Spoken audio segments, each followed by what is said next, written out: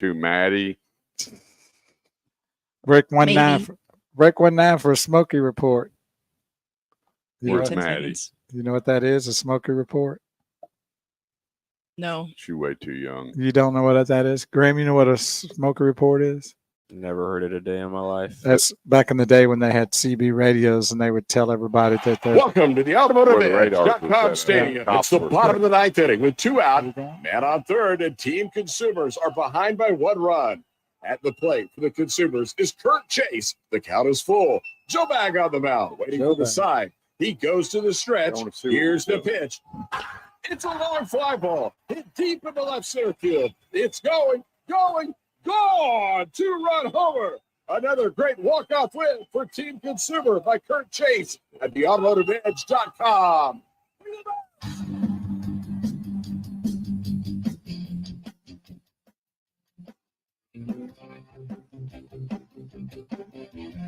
And away we go. It's the Automotive Edge Radio Show here this morning, helping you with all your automotive needs, whether you're buying, selling, trading, leasing, parts, service, or body shop. We are here to help. And helping me, as always, just pure entertainment at its best. Big Wheel Bo Carver. Glad to be here this morning. We're at the home base studio today and having fun, hopefully. Getting everything dialed in here. All of our electronics. It's feeding all of our social media sites along with our radio show here on Talk Radio 1190 AM KFXR. Graham Knoxmere, Bo Carver over there in the back seat. Actually, he's in the front seat, isn't he? Kind of side shift. Oh, he's like a sidecar. Sidecar. Back in studio, the queen of radio, Miss Maddie Gomez. There she is. Good morning. Heavy on the miss. I don't know anyone that's going to be worthy of Maddie. Someone's going to have to really step up. I mean, really step up. What do you mean? I said there's nobody worthy of your love other than your family. So whoever it is, he's going to have to really, really step up. You let him know. I will. I'll do all the interviewing for you. Perfect. Yep. I will give you the script to read off of. Script? Let me tell you, after having a daughter, I got a script. Yeah. Let me tell you, I got it. Hey, thanks for joining us. We're going to help you with all your automotive needs and cover a whole lot more this morning. 214-787-1190 is the number. That's 214-787-1190. A lot going on. Everybody's excited and kind of waiting to see what's going to happen with the feds come somewhere around the 15th. 23rd, somewhere in there. They're talking about the feds coming in, lowering the rate. Is it going to be a quarter point, a half point? What's it actually going to be? Nobody knows. We can only assume. And then we're going to get into a lot of the questions of, with that deduction in the rate, and when the feds lower the rate, what is that going to do to the auto industry? Because I've got several hundred people all sitting back waiting to see who the next president's going to be. We hope and pray it's not, that it is Donald Trump. I'll just leave it at that. I don't even want to say her name. Takes over this country and makes America great again. And we just keep rocking and rolling. But with the unknown, there's a lot of people sitting on the sideline going, do I buy now? Do I wait?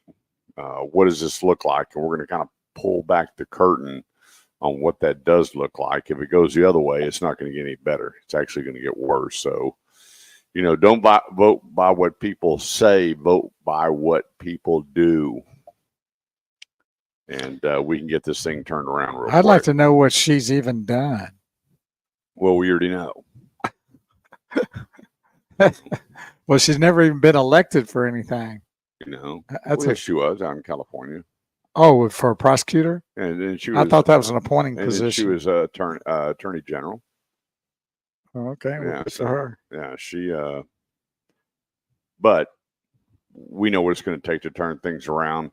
When you have, here's the thing, when you have the largest employer in the world, the auto industry, I don't understand why that's not more of a focus across the board.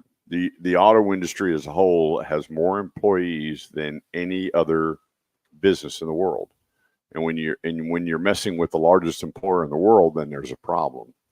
We need to keep this sustainable because the inventory is picking up, and we're going to be covering what the day supply looks like, incentives, APRs. We need to flip this whole thing around very, very, very quickly because we don't want the largest employer losing employees and unemployment go up. So let's turn it around. Turn that frown upside down. Let's have a big Saturday. Beautiful weather outside. We had rain come through here yesterday and put my pool furniture in the pool. Blew over the umbrella. Trees were moving. In fact, coming down the road yesterday, I noticed a couple of trees got blown over by these low wind shears. I was blown away. No pun intended. I was surprised how all that came in, and we've not been getting a lot of rain where we are, but we did get a little something yesterday late afternoon. Came in for about 30 minutes pretty hard, and that was it. But you've been getting a lot around here, haven't you? Yeah, good steady. Just giving everything a good wetting, which we needed. We're getting close to that. When they put up all the drought colors. Right. How things are going to start drying up and the ground cracking, and now we got good moisture in the air. And I didn't like it last night at 8 o'clock. It was dark. Well, just here in about a month or so, it's going to get real dark at about 5 o'clock. Yep. And I've written probably 100 times asking why we roll the clocks back, and nobody wants to answer. Well, there's a couple of states that I saw that this is their last time that they're going to go back. That when they go back to daylight savings time, next time they're not going to go revert back. Right. This will be their last time that they'll be reverting back. But then next spring, when they go to daylight savings, that's going to be it. They're not changing. Yeah. And I wish Texas would do that. Yeah, we need to jump on board with that. More daylight, you have less depression, less crime, more activity. People are outside more, doing things, moving and grooving versus 5 o'clock when it's dark. Well, it's dark for most people when they just get out of work. Yeah. I mean, that hour makes a big difference between, maybe a little bit of daylight when they get home to be able to have a little bit of energy, like you're saying, to get out and do something outdoors for a little bit. And, also you have to look at the warmth as it gets cold. There's still a little bit of sunshine left to help maybe keep things a little warmer before it gets in the nighttime and gets real cold. I agree. So, but who am I? I'm just a lowly little guy. More daylight, healthier, better lives. That's what I'm thinking. I love it. I know Graham doesn't care for it that much, though. I prefer it get dark early. Yeah, see, he likes it the other way. I'm way happier in those times for sure. It brings me a lot of comfort to. But he's part vampire too. I was going to say he is the less than 1%. 100%. I know that too. Most people constantly complain when it comes that time, and I love it. Yeah. So the only thing that it's good for is Christmas lights. Other than that, yeah. Well, hey, this segment of the show is brought to you by Grapevine Ford, home with a love it or leave it promise. I actually have 3 friends going over today. 2 of them look at trucks. One of them to pick up his new vehicle. And their love it or leave it promise has no stipulations other than you can't go drive it for a month and then show up and go, hey, I don't like the vehicle. This is for the people that maybe take it home on a Saturday, Monday, wish they'd have done something different. And you bring it back and you swap it for the one that you did want. Great pricing, great people, great process. Right next door, luxury at its best. Lincoln, my buddy David Klett, who used to be my boss many years ago, is now heading up Grapevine Lincoln. So you got Cameron Martin, Andrew Boaz on the new car side, David Klett on the Lincoln side, all in one location right there on Highway 114 between Texan Trail and Main Street. Check out all their specials right now online at grapevine.ford.com. That's grapevine.ford.com. So coming up, you know what? I did some research and I found the oldest cars still on the road with the most amount of miles. And I was shocked. The vehicles that are still on the road, registered and running in the miles that are on the car. mine might be one of them. So, yeah, if you're not in the millions, it don't matter. Oh, is that right? Yeah. Are you talking about a million? Millions. Really? Some of them all original. Oh, wow. That's shocking. I had a buddy. There's hope for my little vehicle yet. Terry Moore. and he worked when I was managing Johnny Eagle Honda. Terry Moore had an Accord, and when he retired, I don't know, 6-7 years ago, he had 900,000 miles on his Accord. How sweet is that? All original. Now, obviously, he's a mechanic, but he kept that thing just running like a gem. And but you're gonna be kind of surprised the makes and models that are still out there. Yeah, I'm interested in hearing that. Yep. Good morning to the lady that never grows up, Deborah Gonzalez. Still looks like she's 18 years old. Okay. Our buddy, the happy daddy now, Will Sakala, Oh yeah. Big Will Body Shop. Why is he the happy daddy? I know. My daughter's moved in. Yeah. She's getting this week. Kelsey's home. Get back this past week. Yeah. Well, congratulations. Got us a new Cowboy fan in town now. Good. Good morning, Will. Yep. And my forever friend, Cindy Green. There you go. Beauclair. I don't know why you keep saying that. You try What's to her sound French. name? Oui, oui. Are you happy now? French. Well, sure. What was that? Go Steelers, really? Come on, Will. Man, I can't wait to get to the game and get back and then delete everything Pittsburgh on my phone. Well, do you know that I asked him a couple of weeks ago what he expected out of those Steelers, and he wouldn't commit. So, look what 1 Deborah minute. Gonzalez did. That's sweet. Look at that. Yes. Well, you know, the Steeler, what do they call it? The Steeler Nation. I guess everybody, Eagle Nation, they're all everybody's- nations now. We all got a nation. Yeah. Oh, what are the Steelers? I'm really curious. I mean, what do you backpack on there? And who do you- Well, they who got do you two attach to? quarterbacks that they're hoping will do something. They don't have one. They got two that they're going to revert, but they're playing them in and out. Yeah, but one of them's possibly his calf's hurt, so they're not sure Oh. who's going to start. Oh. That's a bad sign when you're starting quarterback. Let's go to break real quick. 214-787-1190 is the number. That's 214-787-1190. I'm Kurt Chase, the great one, Big Will Bo Carver. We'll be right back. You're a rich girl and you're gone. You know it don't matter. Look at Yeah, that. I was- Gonzalez. Yeah. That's sweet. I was looking at all the numbers on the Cowboys' opening games, and away against the AFC team, they're 0-7 on opening Oh, good day. stuff. Good stuff. That's my defense, baby. Dallas defense. Well, No, I don't think you're missing. They have one. I know. That's well, it doesn't matter if they win or lose. It's how the defense plays the game for you. Yeah, but normally if you're losing, you're probably But if not you stopping lose a lot of 12 to points. 10, then that's still. I watch Cowboys games. They don't lose 12 to 10. They lose 42 to 10, and they hang their heads high. Wait till Do you next do week. fantasy football? He tried to get on mine this year. I was but no. trying to. He didn't get me in. I was afraid. They were afraid of me. No, he tried to join 2 days after the draft. Well, you should have let me know a lot sooner. Oh, that's my bad. I didn't know until basically right once we got home, and it was 2 o'clock, and they're like, "You need to draft somebody because you're about to get Christian McCaffrey." Long story short, I got Christian McCaffrey, Well, and then there I you had to go. build a team. But yeah, no, I don't think it's a good idea when or a good sign when your QB1 is an we're not sure yet. I think that's that just shows you kind of where the franchise is standing right now. Who, the Cowboys franchise? No, the Steelers. Oh, I mean, the Cowboys franchise is standing on nothing too. I mean, yeah. on the back of I think they're nameless both. giants. I think that the only good news about that is they play each other and they can brag about which one beat the other. Steelers and I Cowboys. play each think other. that this year, I think the Cowboys probably have that matchup. I mean, they're not going to be. A Well, good team. they play in Pittsburgh. Oh, never mind. There you go. there you go, the that's- Cowboys. That's Hey. always a problem there. Good try, son. Good try. So, Why is it always like that? Why when we leave that stadium that we call home, do we also leave all of our talent at that stadium that we call home? I don't know. Has it been like that for a long time, or is it? Or they just win at home and not on the road? Yeah, they always been a home team, or I would say that that's probably true.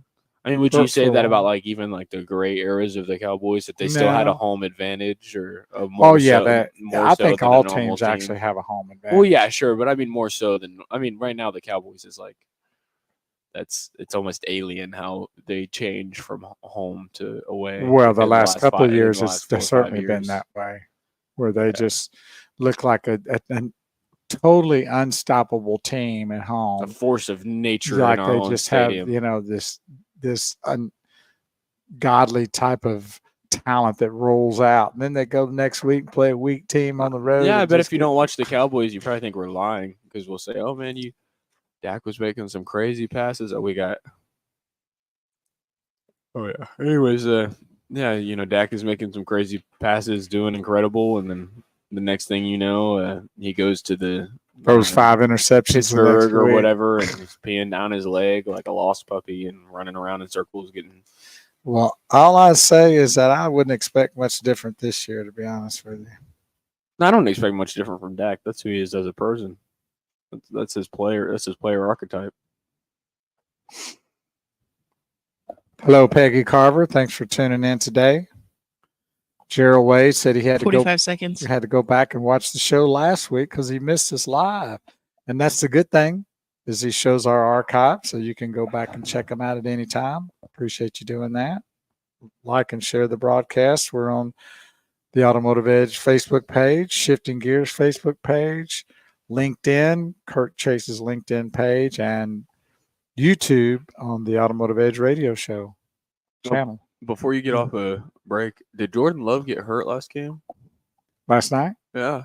I didn't see him get hurt. Mr. Chase, did you see anything about Jordan Love getting hurt? No. I could have swore I heard that he got hurt at the very end of the game. His feelings might have been hurt. Well, yeah, mine would have been too. Lower leg injury, Oh, yeah? like at one of the last plays.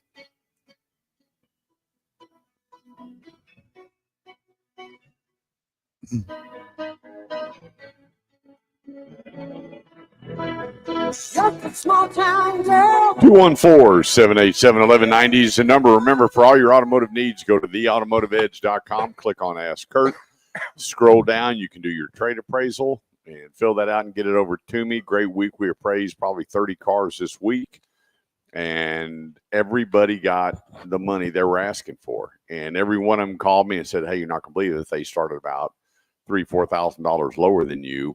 And that's okay. What happens is you're describing the car to me as best you can, and then you're going to the dealer. And sometimes your description and the dealer's description are two different things, but it worked out where everybody got the money. One of my buddies was all about $1,500, and he went to leave. They gave him the $1,500. Doesn't always work that way, but I will tell you this: wash it, vacuum it, and that's it. And bring that car up to the dealership and trade it in. I looked at a car the other day. This guy spent $450 on a detail. Oh my goodness gracious! I said, just out of curiosity, Why?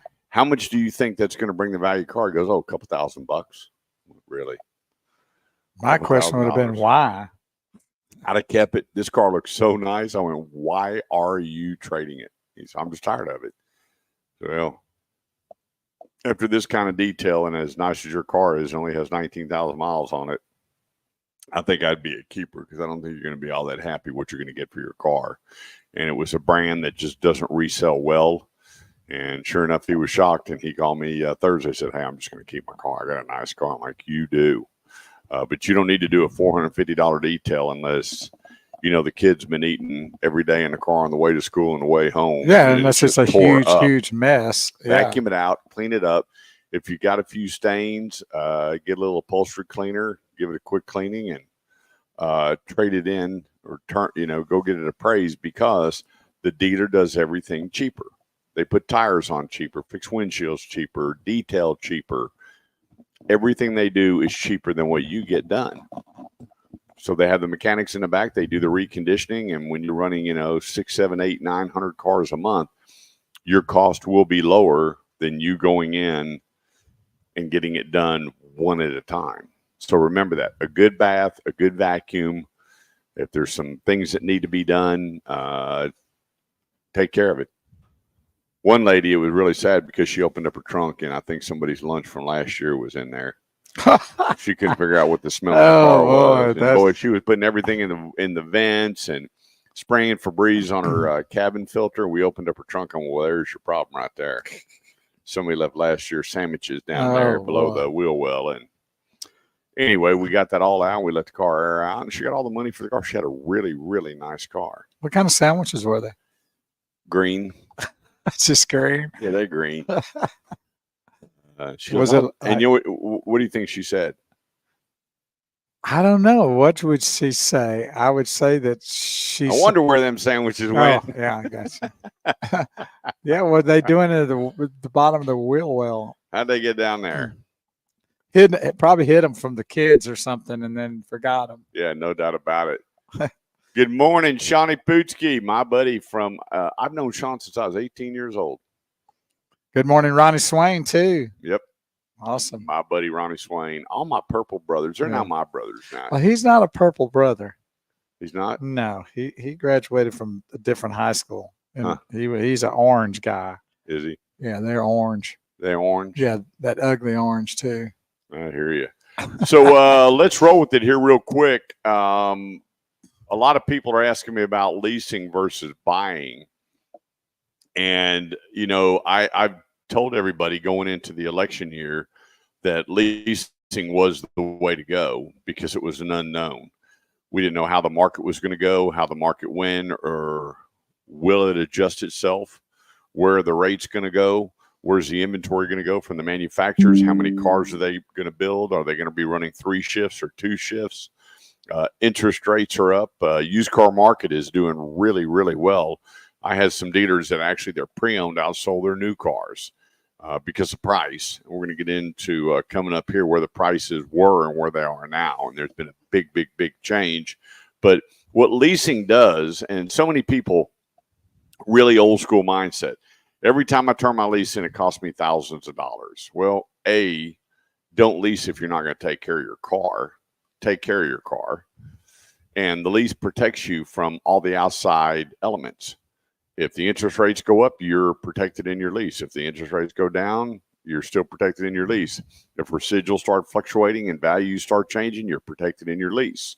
And say, well, we don't own it. Well, here's the thing. A lot of people are financing 60, 72, and 84 months. And you're trading that car in before you even get your pink slip on it. It's amazing to me how people feel like they own the car when they're financing it versus leasing it, because until you have that little thing in your hand, the title, they call the title that you have in your possession, you don't owe nothing. Right. You're still, it's no different.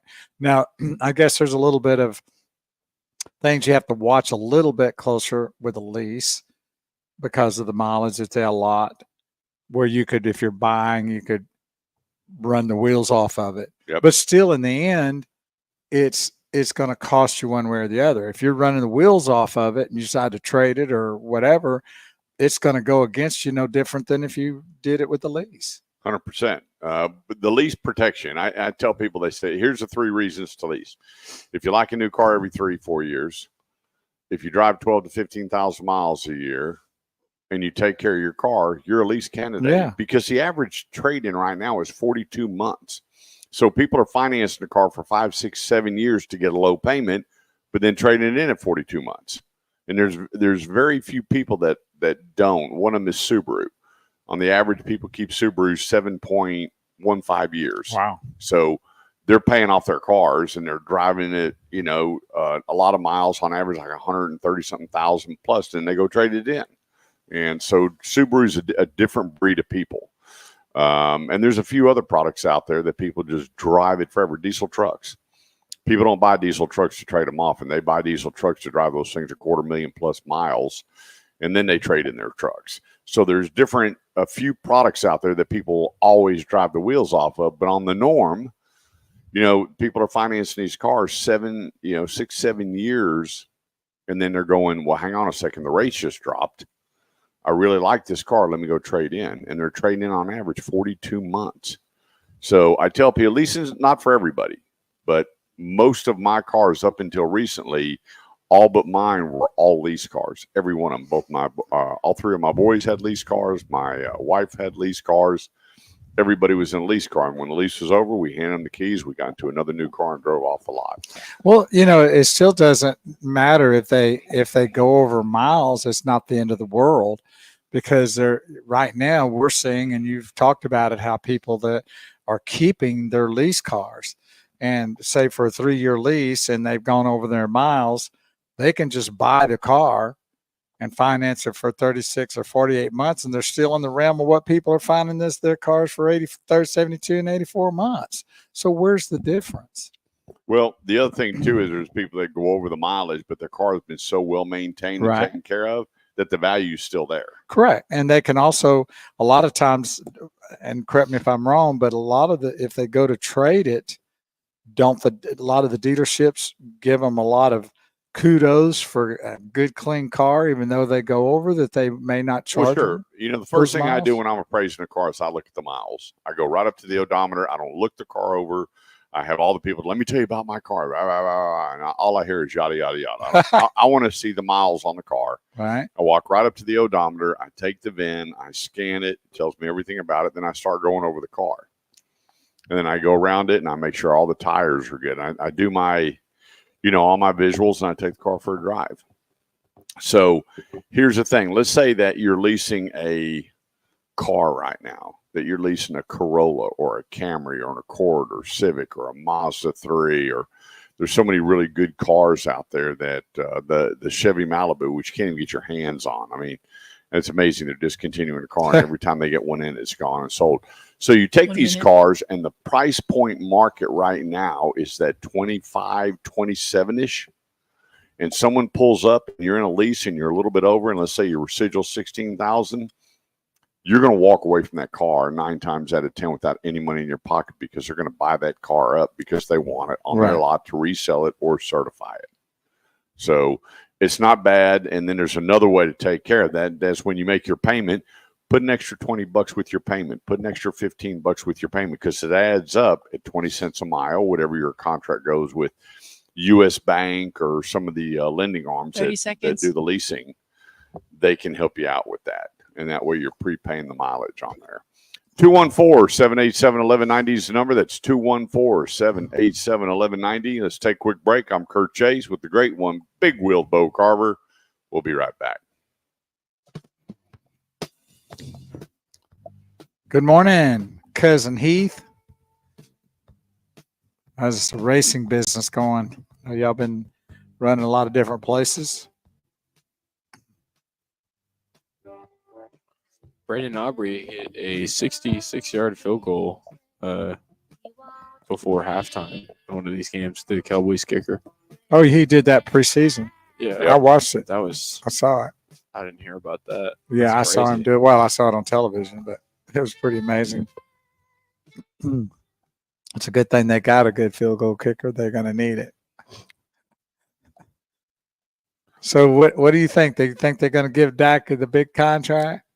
I'm praying they don't. They will. I bet you they do. Signed for $250 million. He's already done that once. Yeah, $290 million.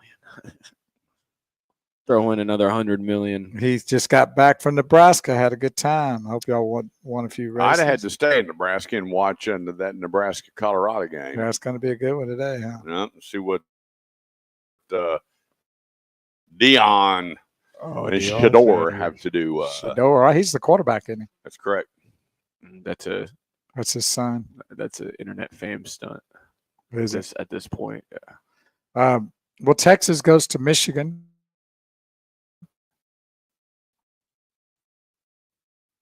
And good luck with that. They're going to the big house is Ohio State. Right. I forgot what they call the. I have an original Michigan Wolverine helmet in my office. That's pretty sweet right there. Still all boxed up. A buddy of mine. Is that one with the kind of the stripe looking thing? Mm-hmm. That's pretty cool. That's real cool. Yep. Still got it wrapped up. Never took the plastic off of it. I was always when Bo Schembechler was the head coach out there, and I don't know what it was about the Wolverines. I just enjoyed watching them play. Nostalgic. Somewhat like Notre Dame. What great quarterback came from Michigan? Well, you have first of all, you have the coach now. The GOAT. Huh? The GOAT. Come on. Oh, you talking about Brady? Yeah. I didn't know he went there. I thought he went. 199th pick. Nobody wanted him. Well, so did what was the coach with them last year? Harbaugh. He was quarterback there. Boy, he left that place in a mess, didn't he? Well, he got his championship. Why not? Move on. Yeah, but so much stuff going on at the university. Them kids are getting punished for now for whatever. What are they? happened. Are like stealing stuff, Yeah. stealing signs, or stealing Yeah. practice things and all that? I thought that had blown over. Mm-mm. You know, coach your kids, get them ready, and go play. Yeah, you want to scout another team, but stealing signs and deflate gate and all the rest of that stuff, I've never understood it. Well, I don't see how it really helps them that much in the long run. I mean, well, what they did with the Astros stealing the signs. They've changed all that now to where they have the microphone to the pitchers and the catchers now. So that was honestly, I'm glad they cheated because that was a pretty cool change. yeah, they should have incorporated that technology a long time ago. Yeah, probably so. In the Gold Club Wrestling from the AutomotiveEdge.com. Give it up for the World Tag Team Champions, fighting for all your automotive needs. It's Kurt, Chase, and Big Wheels Bull Carver. 214-787-1190 is the number. That's 214-787-1190.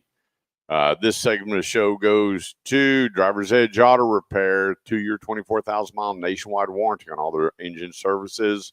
They don't winterize. They don't summarize. They only do the work that's needed. So there's going to be a lot of coupons. In fact, I got 3 in the mail already.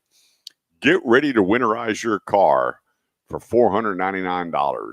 And here's the problem with that. They could take and be pulling good parts off and putting good parts on because it's all inclusive. You can't menu it and say, well, only do this or only do that because then the coupon's no good. You go back to a retail menu. They don't do it there. They'll take a look at the car and go, here's what needs to be done now, next week, next month, next year, or the car looks good. Let's just do the oil change. Go to their website, mydriversedge.com. That's mydriversedge.com. They have 23 locations. They've been a sponsor of the show for this November. Will be 21 years they've been with us. And take a look at their coupons because they're real coupons. They're not upsell coupons. They work towards the purchase and repairs of your automobile. The place, mydriversedge.com. That's mydriversedge.com. All right. So real quick on the leasing, I just want to touch. I got a text going they didn't understand. If you send in an extra $15-20 with your payments, let's say you get into a lease and you're at 15,000 miles a year. At the end of the year, at the end of 3 years, you should have 45,000 miles. You're going to go over. And you know it. You change jobs. Instead of driving to DFW Airport, now you're driving to downtown Dallas. Send an extra 10 or 15 bucks a month in with your payment. And so at the end, they'll take all that money that you accrued above and beyond the payment to pay for your mileage instead of you just waiting till the very end and going, okay, it was $2,000 or whatever the number is for that excess miles. And that was my point is, you can't buy down the residual. You can't change the residual by paying the extra money. It doesn't lower anything at the end. What you're doing is you're prepaying for the miles. If you go over, if not, the money comes back to you at the end of the term. But, I've still got these people that, when I was selling many, many, many years ago, and people were bringing back lease cars, it was a big, big money maker for the dealer. It's not that way anymore. They have an inspector, whether it's the manufacturer's inspector or a lease company. They have the inspectors that come out, do the visual inspection, check the car out, and then they turn it in to the lender. And so at the end of turn-in, you will owe this much money or not owe anything. And that dealer, whoever you lease it from, has first right of refusal on that automobile. And right now they're saying that the auto industry is going to be light almost 2 million lease returns. That people lease these cars, the payments were low, they love the automobile, so they went ahead and bought out the residual, and they're keeping the car. And it's been the first time in history that they've recorded cars coming off of lease that they're not turning back in. Now, if you back up about a year and a half ago, 2 years ago, people at the end of their residuals, boy, they were selling them because they were making so much money.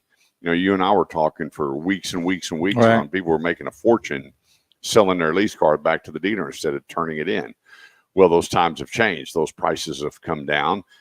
And the people that did 2-year leases, it's better to turn those vehicles in and walk away. You're not going to make any money on 3 years, a good break even. Past that, it comes down to condition and miles. But there's a lot of younger people growing up that my parents were going, leasing is bunk. Don't do it. Don't mess with it. Don't ever lease a car. Always buy. Never lease anything. Well, that doesn't make sense for everybody, because I've got buddies that used to trade every 3 years and they were coming out of pocket, you know, $6,000, $7,000, $8,000, $10,000 to get that next vehicle. And then when you think about that, after 3-4 vehicles, guess what? They could have paid cash for the next one. Mm-hmm. And so that money adds up very, very quickly. So it just comes down to simple math. People think that leases are complicated. They're not. If you want to understand more about it, and I don't believe that everybody should be in a lease. Let me clear that up. I believe that everybody's circumstances are different, but let's just take a look at your situation, your driving habits, and how often you trade, and look at another option. Because I had a buddy, he took his payment from $800 and something to $480. And he took that difference of that payment he was paying and put it into an investment. So after 3 years, if you do the math on that, you know, $400, you know, it's $4,800 a year in 3 years. What is that? It's $12,600. And so you're going, that's a pretty good chunk of money you just put aside at the end of a lease into a portfolio. So there's different ways to look at it. Not for everybody, but we'll take you through the whole lease process to see if it's for you. If not, then we'll go down that retail road and make sure that you're taken care of. But what you got to do is go to theautomotiveedge.com, click on Ask Kurt, leave me your name and number. And I check my email every day. I've been checking my spam. I did find another this week, 16 spams. I contacted the listener. Hey, what's going on? I apologize. I just found you in my spam. But they're taken care of. We got 9 people picking up their new cars today. And so, and we went through. I bid the trade before they got to the dealership. And then we talked about the trade. Every one of them called me back and said, hey, talk to me about extended warranty. Talk to me about this tire and windshield protection and everything else. And we went through the list with everybody. So everybody's buttoned up, jammed up, jelly tight, ready to sign their paperwork and take their new vehicle home today. And I offered to break them in for everybody. No one said yes. Well, they don't know what they're missing, do they? I didn't get one taker. You'd like to help them out, wouldn't you? Oh, sure. Tell them I'd like to drive it a week, and we get it in good shape. We'll let them know how all the kinks are out. What, you know. And if they're leasing, we'll put all those miles on in 1 week. We'll eat that first meal in there, so don't have to worry about it. There you go. There's nothing wrong with a little grease on the steering wheel. Little ketchup on the on the dash. That's right. We can help you out. 214-787-1190 is the number. Good morning to my beautiful sister, Pam. I'm sure she'll be heading to work. Your wife knows her well. Yes, she does. Yep. You want your hair looking good, cut right, dyed right, curled right, like my son has it done. Oh, is that right? My sister Pam's got a salon in Roanoke, and she's the best. But I remember when she was in all these hair contests and won like Avante Gar or something. Oh, that's cool. Did my brother's head and hair like a leopard. Just like a leopard. That's crazy. And we went to this place, and there was a big hair show and everything. So, and she's always been very, very good and sweet and pretty. Yeah. My brother married way over his head. 214-787-1190 is the number. Where are we at here? 214-787-1190. Coming up, we're going to be talking about the inventory and the 3 R's right now that you need to be looking at when it comes to owning an automobile. Reading, writing, and arithmetic. Yeah, that's close. Okay. Arithmetic. I got you. And then coming up a little bit later in the show, the oldest, and we're talking about mileage-wise, the highest mileage cars that are still driving today. I was blown away. A buddy of mine, he called me up and he says, hey, check this out. And he sent me this car. So I went ahead and started doing the research on it. Was blown away by the miles on some of these cars. And what they do with them really blew me away, you know. I think they're going to be babied and pampered and total different story. And then what the day supply looks like coming into election month. We're less than 60 days away from getting a new president. Hopefully that works out well for us. 214-787-1190 is the number. That's 214-787-1190. And where the highs and lows are in the auto industry, a lot of people asking me about some cars that, for years weren't a big resale car, didn't have really good residuals or had maintenance and problems. And now coming back on, man, I really love the way this car looks, but I remember I had one 15 years ago and it was just a bomb. And we're going to clarify all of that on segment coming up here. And then Bo's going to sing today. Have you chosen the right song? Yeah. Have you chosen a song? Yeah, I'm opening up for Josh Allen. Are you? He's still in town? He's still in town. So he's got one more show, then he's got to fly out and get suited up? Yeah, I'm going to warm up for him. That's outstanding.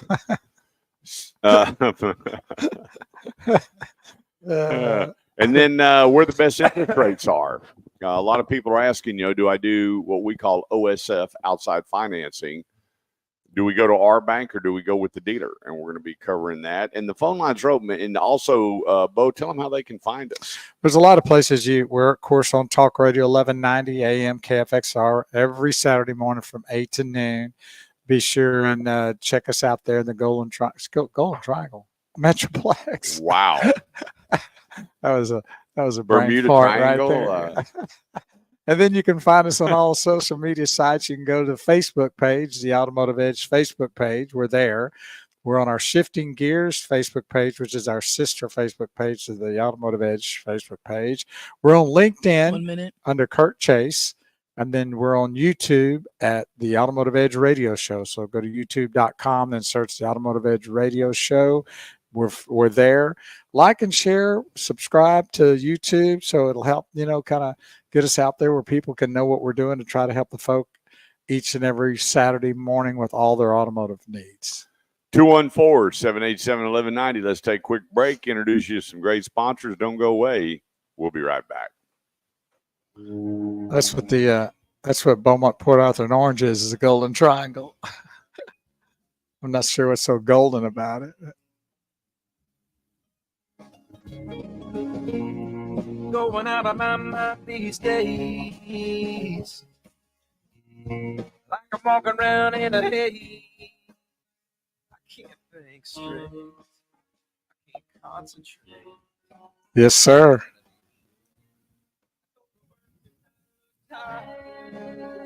You know who that is? That is, it's on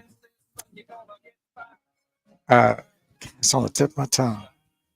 You know who that is? I've only heard this song on the show. Yeah. Well, they're real Who is it, Maddie? famous country group, but I can't call them right off the bat. Diamond Rio. Never heard that name in my life. Oh, they're great.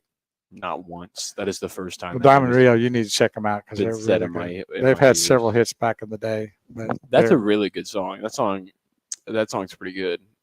No, they're very good. I can only hear that song 5 times repeated in the same sort of cadence and rhythm with the same instruments in the background until I get bored of them. So I don't. Most of those groups tend to just repeat the same mantra over and over again. Check some of their stuff out there. I will. I'm not judging them. I don't know if they're any good at all. Hey, you want to know something? Because I said something really, really sad at the beginning about we started talking about school shooting statistics for this whole show. Right. Started. Well, here's a positive for like the first time in 5-6 years or something. 2023 was a decrease in drug overdoses. Oh, that's pretty sweet. Yeah. So there's the. Well, I was kind of surprised with that, with all the fentanyl and everything coming in. Well, a lot of that is just fear mongering, to be honest. A lot of that's a really hot topic that I'm not even going to get into because I'm sure I could end up with a lot of people hating me over that. But a lot of that is just fear mongering nonsense for sure. With that fentanyl stuff? Yeah, no, it's out there and people are definitely dying of it.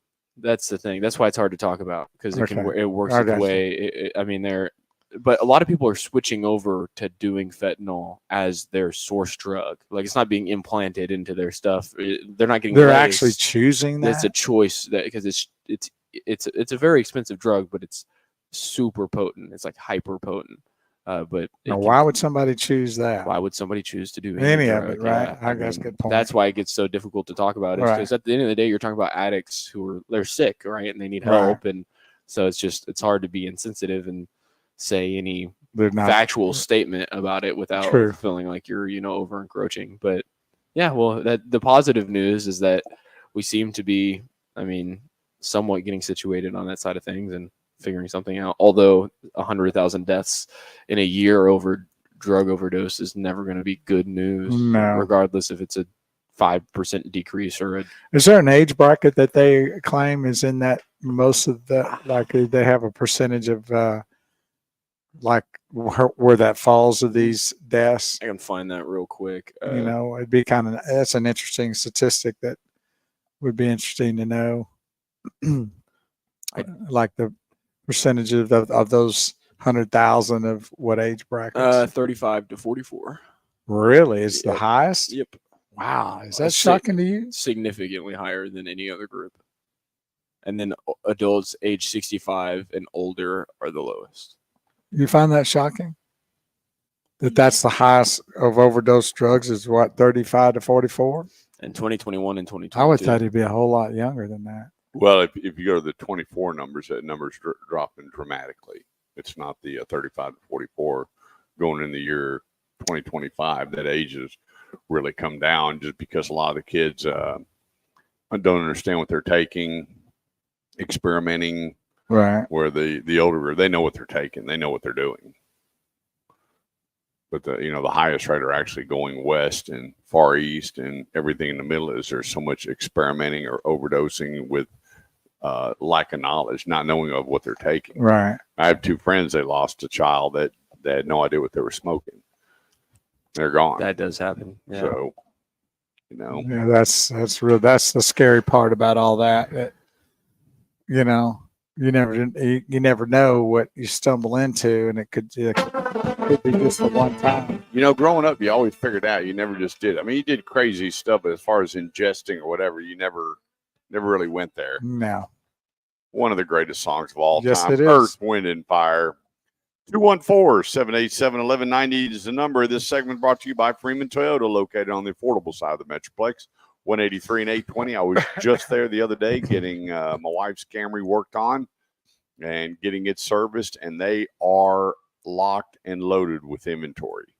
If you're looking for a Tundra, go no further than Freeman Toyota, 820 183. Stop in and see my buddy Jerry Patterson, BJ Stankovic, and I was pretty impressed the other day. I was there. How many ex-SMU football players work there now? Oh, how about that? Yeah, the sales manager there, he was there when June Jones took over the team, and Maurice Richardson was there when they went to the Hawaii Bowl, and a lot of really good. When you walk in, that's got to be some of the biggest salespeople I've ever seen in my life. They have their own football team there. And BJ was a big football player. He played at SMU. Yeah. So the place, Freeman Toyota, 183 and 820. And I'm telling you, look at their website and look what Dane Miner has added above and beyond what the manufacturer's doing with the 2 years Toyota care when buying a new Toyota. The place, FreemanToyota.com. All right, let's grind into a little bit of meat and potatoes. Top performers for the month, no big surprise, is Ford and its hybrid sales. They're up 50%. Now, what 50%. vehicles they have that are hybrid? Well, they have a lot of vehicles that are hybrid. Pickup trucks. You got SUVs. Yeah, they've got the only vehicle they have, that electric is the Mach-E, the Mustang Mach-E. Right. And now their hybrid technology. You can get an Escape hybrid. You can get oh, cool. Right across the board. Do they do any of the like F-150s, F2? Can you buy a hybrid version of? You buy EcoBoost. And what's the difference? So an EcoBoost is taking a 6-cylinder and maximizing it, every bit of it, to put it in lay terms, to take a V6 motor and maximize that to almost what the old 5.0s would do. Wow. With an EFI, which is electric fuel injection, and have a system on there that is just going to, with a turbo, that's going to boost the torque, boost the power, and do a lot more towing than any V6 they've ever had. And is it still fuel efficient? Oh, yeah, very fuel efficient. I have one. Oh, yours is eco boosted? Yeah, mine's okay. an ecosystem. So excuse me, their lines or their technology. I just wish they'd come out with some cars. Always like Ford cars. 18% boost on trucks in the month of August. Mavericks are up 24%. That truck, I wasn't really sure how that Maverick was going to do. You know, everybody's talking about, hey, are you going to put out a 3-cylinder truck? Is that their smallest truck? Yeah. Maverick is. And then their Explorer sales have doubled. And I got to tell you, you look at the old Ford Explorer and you get into a new Ford Explorer, it's like a time warp. You know, when you're watching Star Wars and they hit that button and they just zip through space. Right. That's what's happened with the Ford Explorer. They have made that thing really, really aesthetically nice. When you open it up, you think, well, you know, Ford, Chevy, and Dodge, you know, domestic kind of blah, blah. You need to rethink that one. The inside of the Ford Explorer and the Ford Expedition is absolutely incredible. The place is Grapevine Ford. Our buddy Andrew Boaz. We got to come up with a good nickname for Andrew. Well, it can't be Bo. Yeah, no, we can't. And Cameron Martin are the two guys over there. Stop in and take a look. So we're going to get into the difference between domestic and import here in just a little bit. But that new Ford Explorer and Expedition, it's off the hook, and it makes it really tough because then you go right next door and you look at the Navigator and the Corsair and the different products, the Nautilus that Lincoln has.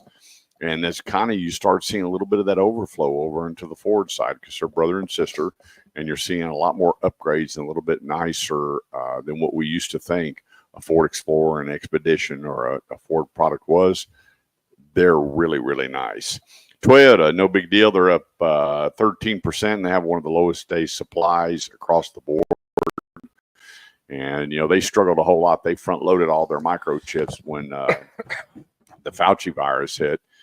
And things completely flipped around, and they had the lowest amount of cars on the property, and then inventory picked up, and people are just doing cartwheels, especially off their line of cars. And Toyota's numbers are absolutely fantastic, but their Tundra numbers are up, and the manufacturer has finally stepped in and started giving better rates and good lease programs on a Tundra pickup truck, which we've never seen before.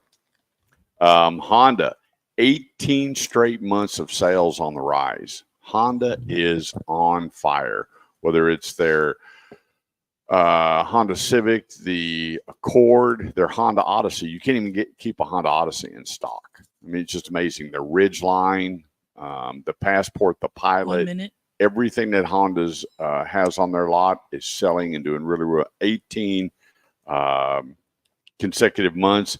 And their electrification, they just released their new electric car, off the hook. I mean, they're selling everything that they can get into stock. We're going to catch up with a whole lot more. Don't go away. 214-787-1190. That's 214-787-1190. I'm Kurt Chase with the great one, Big Wheeled Bo Carver. We'll be right back. She packed my bags last night, pre-flight. You know who this is? Elton John. 0 hour. 9 a.m. You have a great day too, Cindy. I saw a deal from Candace Owens. Oh, great. And she was defuncting the bad press of Michael Jackson. There's a lot of stuff that happened during that is not true of what they did and said about him. It's pretty interesting. And I mean, coming from Candace Owens, that was hard not to really, believe it. And I was actually happy to hear it because, he's got there's been a lot of fog over him. Sure. And she was saying that's crap. I'll tell you, this is the only thing I'll say about this. If someone walked in this home, I don't care who it is, and they said, I invite children over to my home, and we all chill in my bed, and we hang out, but it's friendly, and it's fine, and we are as friendly as you and I, and no more. And actually his exact words were pure, I think is what he said. It's pure. They're pure. Number one, if you call a kid pure in front of me while talking about laying in the same bed as them, I'm going to walk away in fear. Right. So that's from his words. I never read any of the press because I wasn't alive at the time, and I didn't go Right. back and ever read about that. All I've seen is Michael Jackson talking about it, and he doesn't paint himself in the most perfect, It's just, I don't know. Well, it was interesting how she brought up a lot of stuff that the media had done, and that they were at a lot of the upper people were after him for his money and different things. And so I just There's a felt, lot of headhunting definitely going on, no doubt. but how much of that was earned, I have no idea. But I thought it was an interesting story that she had brought up, and she had a lot of facts about it, and I thought it was real interesting, and definitely changed my thought about him in a lot of ways, for sure.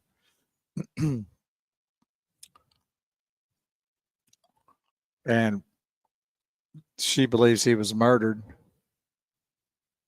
Isn't Candace? I feel like Candace Owens. I may be mistaking the name, but isn't she like a crazy lady? No, Is it like, I don't really know? No, probably one of the smartest people you'll ever have a conversation with. Really? Her Yeah. and Charlie, what's his name? It goes on all the campuses and everything. know who you're Can't talking think of about. them. Anyway, they're some of the smartest people you'll ever run into. But you know what? They every time she's gone on some show where it's been totally, democratic, she destroys them. I mean, totally destroys them. And she is super intelligent and Got a big following too. I know that. oh, it's massive. And she, they were badgering on some show recently, and she's married to a white guy. Right. And she was talking about, how her kids are treated and this, that, and the other. And they all looked at her and was like, well, wait a minute, what? Be careful if you don't know about somebody and their life story and everything before you bring up a topic Right. and start including everybody, which Right. this country is so famous for. No doubt. On the left. Let all that go. I just, I would love just, it's really sad. And with so many people that I talked to said that a good news station would fail. I'm like, what a mindset to know that you could turn it on and see all the great things people are doing in the community and how to get involved and how to activate. Well, your more brain on importantly another than level. even the good stuff, how about just the truth? Yeah. I mean, I think that's the real big problem with journalism and news media outlets and all that. That they just The truth is like the last. that's the in the last barrel. What they need to be is laws where, here's the thing: if you slander somebody and it's 100% false, whether you're a politician, whether you're whoever, it doesn't matter your position, Right. does not matter, including the president. There's gonna be a punishment for it, should be.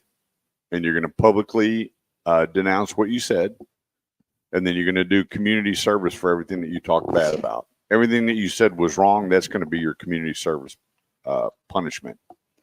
Well, I just don't understand why we've gotten away. I'm just back. I When mean, you- just the- think the about cr- it. When growing up, when you said something bad about someone, you better put up. Well, and Rumors were dealt with on a whole different level growing up than what they are now because of social media. I would love to see analog phones come back. Kids not have these kind of phones. wow, that's I think it'd be You know, fantastic. the social and they go media- back to old school and learn what it's like to get up in the morning and iron your clothes and make your own breakfast. And when your feet hit the ground, you had a purpose. And we didn't have all this, social media BS that's going on. You know what? It drives me nuts when the pastor says, "All right, y'all have a great weekend," and the phones get pulled out. First thing right out, And no one's saying goodbye, good to see you, how was your week? They're all back on their phone, and you're trying to get out of the church, and everybody's got their head down, already texting and sitting on their phone.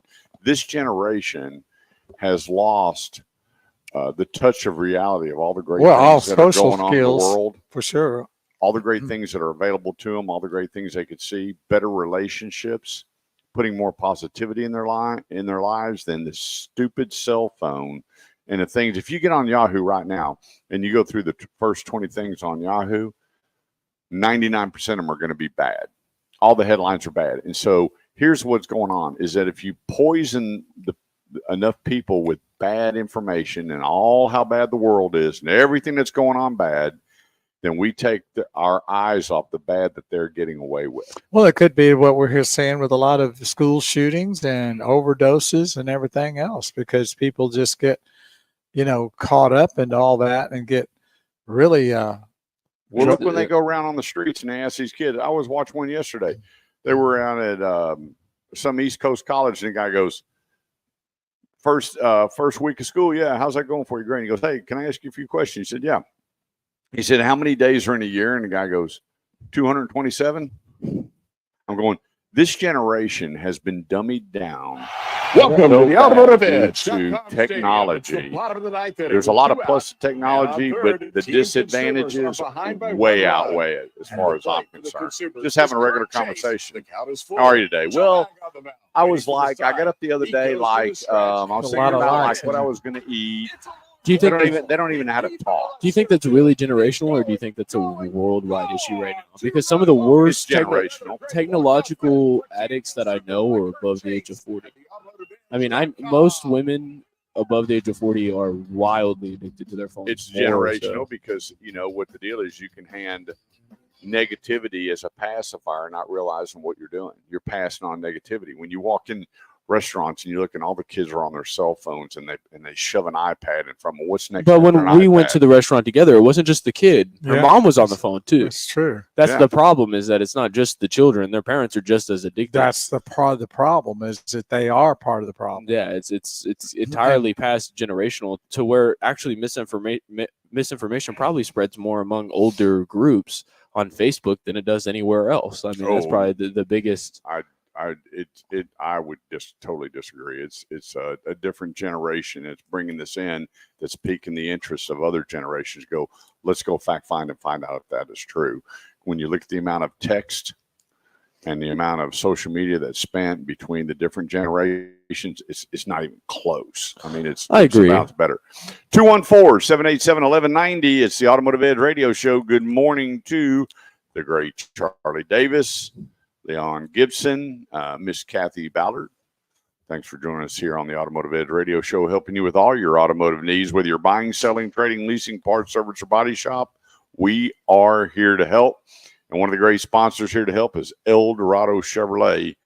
I just got the specials in from El Dorado. Get this, 2024 Chevy Silverado crew cabs. 13,000 off, and on some even more. 13,000. You're talking about driving off in equity. Skip the pump, lease a new 2024 Equinox for $299 a month. No money down. 24-month lease. All Tahoes, whether it's a Z71 or any of them. We think the ones that are loaded up don't qualify. They do it at El Dorado Chevrolet, $6,000 off. And there's a ton more. Let me tell you, Jason Long and Rusty there on the sales desk, you looking for a Chevrolet, there's not a better place than right there, 380 and 75 McKinney, 8-time Chevy Dealer of the Year. I was just up there going through the pre-owned inventory. I've got a few friends that are going up there to buy a couple of pre-owned pickup trucks. The place, El Dorado Chevy. Right next door, Tommy Melton, one of the top-selling products across the globe right now is Mazda. And from the CX-5 to the all-new CX-90, you're looking for a really – when you open up the CX-90, people thought that Mazda is just one of those average vehicles. But you open up the door of the new CX-90, they're out of it. Mazda, when you look at their showrooms and their designs and the direction that they want to take Mazda, they're doing a great job of it. Resale value through the roof. The place, El Dorado Chevrolet, El Dorado Pre-Owned, El Dorado Mazda, and see why they are 8-time Chevy Dealer of the Year. So moving up the ladder. Don't forget to tell them about the big show coming up in October there. That's right. October 19th, me and the great one, Big Wheels Bo Carver, will be out there for the Guns N' Hoses Foundation Car Show and Barbecue Cook-Off. I always leave there. I'm miserable. I got to go home and take a nap every time they have this thing. So I haven't been able to do the test yet, but I'm hoping to do that this year. So you just taste like with one spoonful, or how do you do that? How do you taste these? Bo, why would you ask that question? Well, I don't never done one before, so I don't know how You don't they do eat it. barbecue with a spoon, Were you with your fingers? a fork in your fingers. Why A was spoon. why was a spoon the first thing? Well, that I was came to your thinking mind? chili. You're like those videos, those guys from Britain. He's got a fork on that rib, and that guy's coming over the counter. Go, whoa! What are you doing? I was thinking chili is what I was thinking, but It's a barbecue I- cook-off. right? I Not know, but chili. they've had chili before. That's on the holidays. all right. Okay. Oh, that's a fair mistake. That's a fair So- mistake. So, So you don't, to be very anyway, so clear. They give you plenty of water, plenty of stuff to rinse your mouth between bites because you eat nasty barbecue. I do. I love. I eat good barbecue. Bo eats nasty No, barbecue. I eat the best barbecue. Yeah, he likes it wet and fatty. You like it I like dry. mine lean. No, not dry. I just like it lean. You know, a little trim on the outside of a little bit of fat is fine, but the way he eats it is like If you can call barbecue wet as a bad thing, then I assume that the barbecue you're eating is probably not super good. no. We're That's what talking I'm about thinking. wet before sauce or anything, meaning it's really fatty. Yeah. Oh, that's the way. That's a different. Yeah, the way your different dad I'm eats it. I thinking. can't even sit there and watch He him eat. loves that rendered fat. Yeah, but I eat smoked bologna. Look how when I good go. looking I am as a result of Yeah, it. that's there you go. But anyway, the judging starts at 11 o'clock. So we'll be jumping in because they do Afterwards, huh? ribs and chicken and brisket, Okay. and they give you different things to drink, and everything's brought to you, and it's got a number on it. And then you score it 1 to 10, and they add it up. And this one right here is on whatever they call that circuit. Yeah, it's Um, important. It's like a real. Oh, it's part of their actual combat. Yeah, it's a oh, wow. yeah, it's, huge competition. That's cool. The Outlaw Barbecue Association. And so it's for real. I mean, they get the big trophies and want the points and the money, and but the cool thing is all the money goes to the wounded and fallen police officers and firefighters. Right. So all the money. And El Dorado, I think this is their Well, they've had it 18 every year since I've been a part of the show. Been there forever. I've been there with that dealership. This will be 10 years come January, and it's been there every year. So the place, El Dorado Chevrolet, October 18th and 19th. 18 is the flatbed trailers. They bring them out. They're all customized. They have the bands out there. They have a great time. And then Saturday's the big cook-off on the 19th. So come join us. And the car show. And the car show. Ty Jim is bringing some I cars. saw he's already advertised about it. I've seen him do it. So He'll be there. awesome. Come join us. Let's run down through the list real quick. Now we'll move on. Hyundai up 22%. Get this. The new Hyundai Santa Fe is up 120% in sales. And I got to tell you, I'm a Hyundai fan. I get a lot of people that say, well, I'm looking at this. I'm looking at you. Look, Hyundai. Because everybody goes, it's amazing that, I guess it's like that bad girlfriend. You see her, and all of a sudden you get that knot in your stomach, and it was 30 years ago. I remember when I caught you kissing my brother. Everybody goes back and go, Kia, Hyundai, Mitsubishi, and everybody starts complaining about where it was 10, 15, 20 years ago. And everybody goes, didn't Kia go out of business? Well, they didn't go out of business. They just pulled out, and then they came back.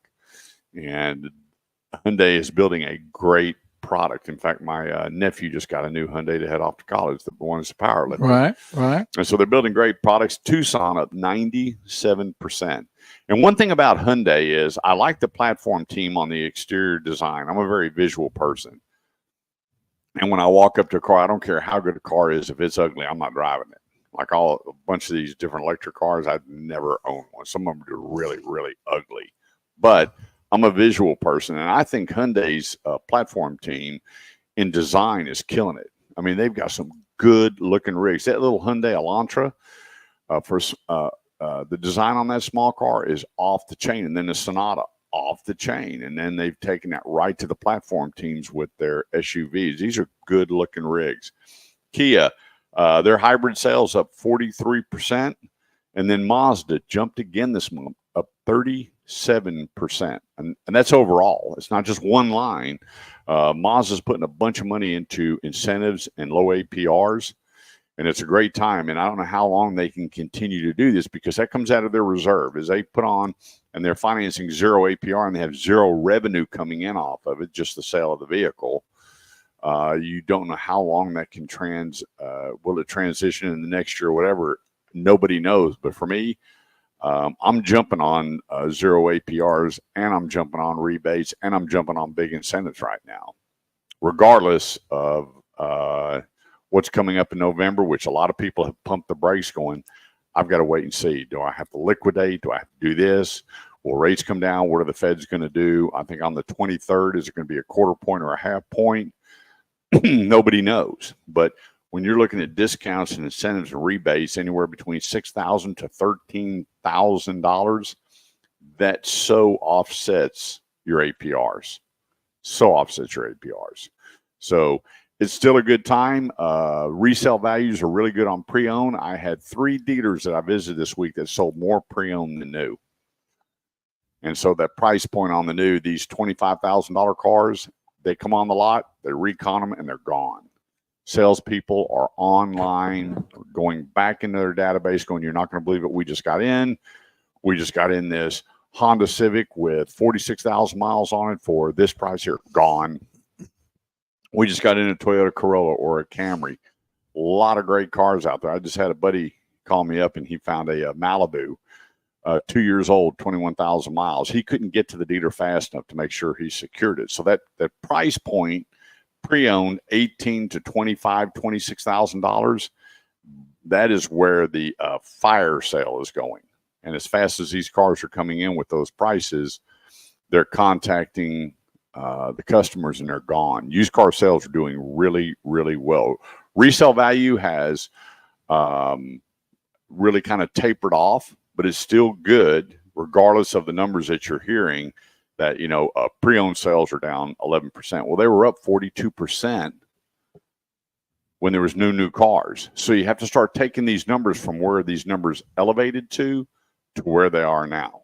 But there's still great resale on good quality pre-owned cars. All right, coming up, we're going to be talking about some of the oldest running cars on today's roads all over the world here on the Automotive Edge radio show. We're going to take a quick break. 214-787-1190. I'm Kurt Chase with the great one, Big Wheel Bo Carver. Don't go away. We'll be right back. Actually, something really weird that I find out while it's looking up stuff, kind of doesn't, it was actually, this isn't, so it's projected stats mixed with a few counties that I saw, and I'm kind of averaging them together. So we haven't gotten to 2024, but in 2023, it was 73% of all drug-related deaths were fentanyl. And then before that, it was 75% in 22. In 24, it's looking like it's not going to be fentanyl the leading overdoser. Really? In a lot of counties, it's almost exactly the same number as it is with cocaine. Really? Which is really weird. And I wonder, because he mentioned the younger people are starting to do it more and more. I wonder if that has anything to do with it. Yeah, but the number that's being skewed on that, because I have a friend that works for the DEA, is what they're mixing with it. With the cocaine? Yeah, so fentanyl is becoming, when they say people overdosed on heroin and people overdosed on cocaine, what you're not seeing on there is how many of these tests are doing, because it only takes a microbe of fentanyl that they're actually adding it to the cocaine. He goes, so if you back up 10 years ago and you look at the progression of people overdosing on cocaine, those numbers are going way down. Now they're going way back up. Why? Because they're mixing fentanyl in the cocaine. Makes a lot of sense. And making that stuff so potent. In fact, I had unfortunately a family member that they were passing something around the room, and she had no idea and took some, and everybody skedaddled, and she was dead. Wow. And I got a phone call going, hey, your niece is dead. They have that some kind of deal that you. How did those other people survive that? Everybody's tolerance is different. I just don't understand why. Because always with history, the only reason you would ever put anything other than the drug into the drug is to make it more potent, which I understand that fentanyl does that, but also normally cheaper and easier to produce. I don't really see how that works with fentanyl. I don't see why they're Because it's putting it. expensive. Yeah, because it's Chinese manufactured, and I just don't Well, understand. you could take so much of it and use it for much, much longer by cutting it with a more potent drug.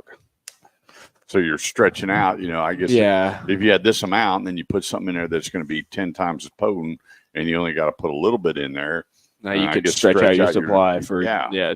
triple it or whatever. I But guess he's that telling me, he makes said, sense. that's the big thing is a lot of times people aren't being told that, you go back to the 70s and 80s when, cocaine was good and it's gracious. It was everywhere. Yeah. You can go into a nightclub. I couldn't, and everybody in there's doing it. It was just the deal. And they couldn't control that stuff the way it was coming in by the bushel. And now, you just look at what they're cutting this stuff with. It used to be, what was he telling me? It was an isotal, like a baby laxative. Kerosene, they've used And they kerosene were before. I know Cutting it. that. Now it's, let's just not cut it down. Let's just put another product in with it and make it stronger and then spread it out where they need, less of for a big potent dosage. You're going, wow. Well, it's a shame that people have to resort to that to feel good about life. Well, a lot of people take it. I know there is a huge group of it that take it because they're already opiate addicts, and it gets rid of that withdrawal like those withdrawal symptoms. So again, that cycle of addiction. Right. Well, here's where the technology people can jump on and start doing a lot of research. Well, that's not too bad. I guess if I did this or I did that, growing up, it was no. Right. It was just a different thing. But here again, you keep your kids close and your kids closer. Yeah. Teach them right from wrong and forget all Keep the their- internet and the media. Keep their friends closer to you so they know who they're hanging out with. And so when they come home and say, hey, Dad, I heard, hey, where'd you hear it from? Right. So you've made a statement, now back up the statement. Well, I can't, then it's really BS. Yeah. And they got it after all, like, man, I can never talk to you. You can, but let's just back it up. Let's make it factual, especially if you're buying into it.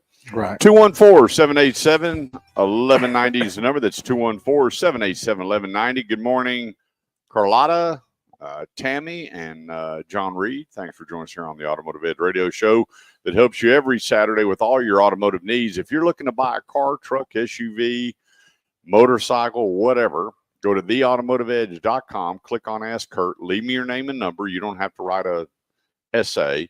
I'll call you personally, and what are you looking for? And early this morning, I got a message. The guy goes, hey, I'm looking for a shorty Escalade, white, tan interior, under 75,000 miles. Can you help me? And before we get on the show, I had him 3 of them to go look at. And already contacted my buddies were rolling out of bed. And we've got that appointment made. I don't charge you. I don't charge the dealer. It's a free service. If we help you save time, go volunteer. If we save you money, go pay it forward. It's just that simple. 214-787-1190. This segment of the show goes to Norm Reeves Honda Superstore, North Richland Hills.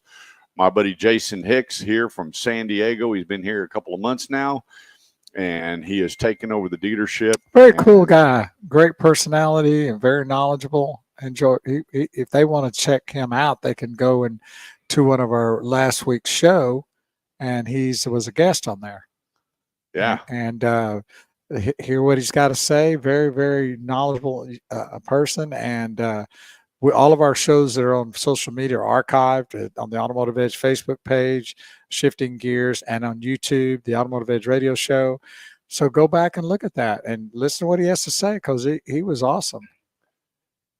It's I guess if you ask my mom, she'll tell me it's my penance for all the bad car deals I did.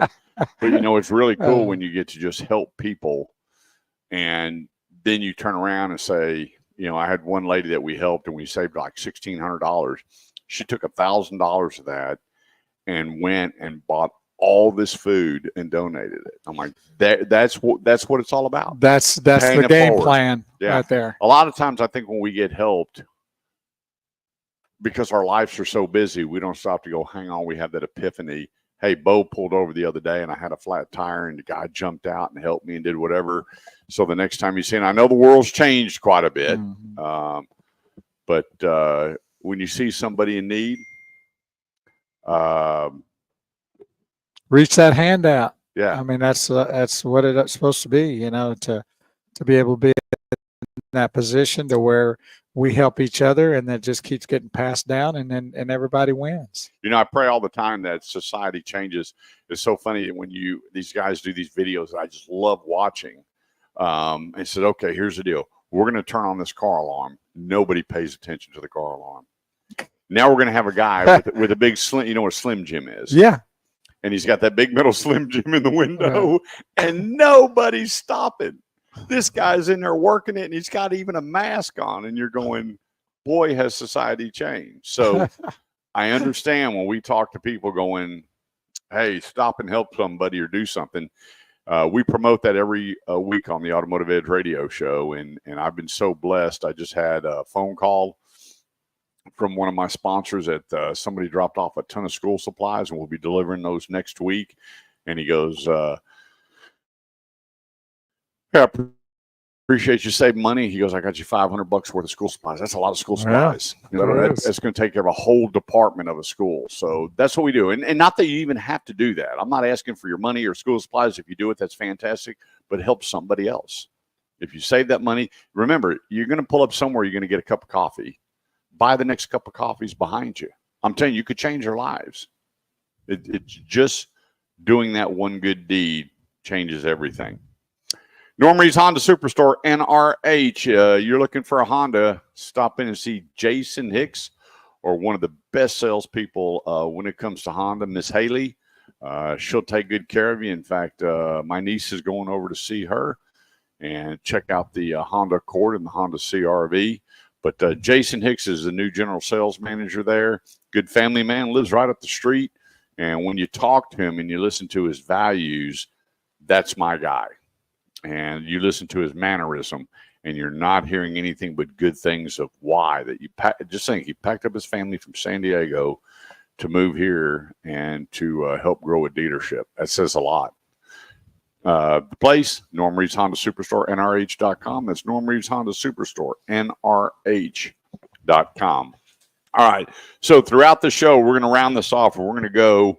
I've got 1, 2, 3, 4, 5, 6, 7, 8, 9, 10 of the oldest still running cars. And we're going to do half now and half later. Okay. All right. There's a gentleman, Vic Shepard, in North Dakota, still driving his 2007 Tundra with 1.1 million miles. So does it turn over at a million? I mean, or does it? Yeah. So start back over. So a million Yeah, is the last 9,999. Then it Right. goes to zero again, right? So that's pretty sweet. Yep. So here's one, a 1991 Honda Accord EX, 1.16 million miles. That's pretty sweet right there. Here's a gentleman, and he's a hotshot driver. He tows things all across the United States. Get this, a 2006 F-250, same engine, just turned 1.2 million miles. That's insane. Man. Now, just think, we're at the bottom right now. We're nowhere near the top. Oh, really? Yeah, we're nowhere near the top. Well, my 2005 Expedition is still brand new. Here's a guy. He bought a 2006 3500 Silverado 6.6 Duramax. His name's Hugh Pennington. Bought it to haul supplies to Katrina victim and has put, now get this, I bought it in 06, 1.22 million miles on that truck. Wow. You're sitting there going, goodness gracious. Well, if he's doing good deeds, then that's a good thing that he's getting that. Yeah, just think, he bought the truck to help the people, the victims of Katrina, Right. and has put over 1 million miles on that truck, going wherever he can, picking up whatever supplies he can and getting it over That's awesome. to the folks. And then number 5, and we'll stop here and we'll pick the rest of them up. 1991 Chevy Silverado, all original, just turned 1.29 million miles. That's speaks And they all highly have of those one vehicles. commonality. And what is that? They all have one commonality. and that's changing their oil and watching the air in their tires. You listen once in a while, don't you? Every down there, dial in. There we go. We're going to keep rolling. We'll get down, come up here at the bottom of the next hour. We'll knock out the other 5 as I went on. And then I just kept researching, going, can this be real? And the same car showed up on each one of them with the person's name. On most of them, there's a few of them that didn't. Some of them didn't want to be named. But it's funny, some of the stories they say, people pull up and, you see the old truck. Is that truck for sale? And they're like, no. How many miles you got? Oh, it's got a little 1.5 million. And they're like, baloney. No, come here. And he said, some of the great conversation piece that, yeah, I'm going to trade in my truck. It's got 80,000 miles. Yeah, I'm hanging on to mine. I got 1.29 million. Yeah. Well, you wonder how many people have lost out by maybe not keeping their vehicles, and taking care of for years and doing that. And, I've got a 2005 with over 200,000 miles on it, and the thing is rocking solid. Yeah, a lot of people think, when the car has this kind of mileage or it gets to here, what's this like? And I think the fear factor sets in of what might could happen to it. I definitely check that car before I get into it every time. It's not like a car with fresh off the lot, 1,000 miles on it or whatever, where you just hop in willy nilly, don't got to check nothing. Right.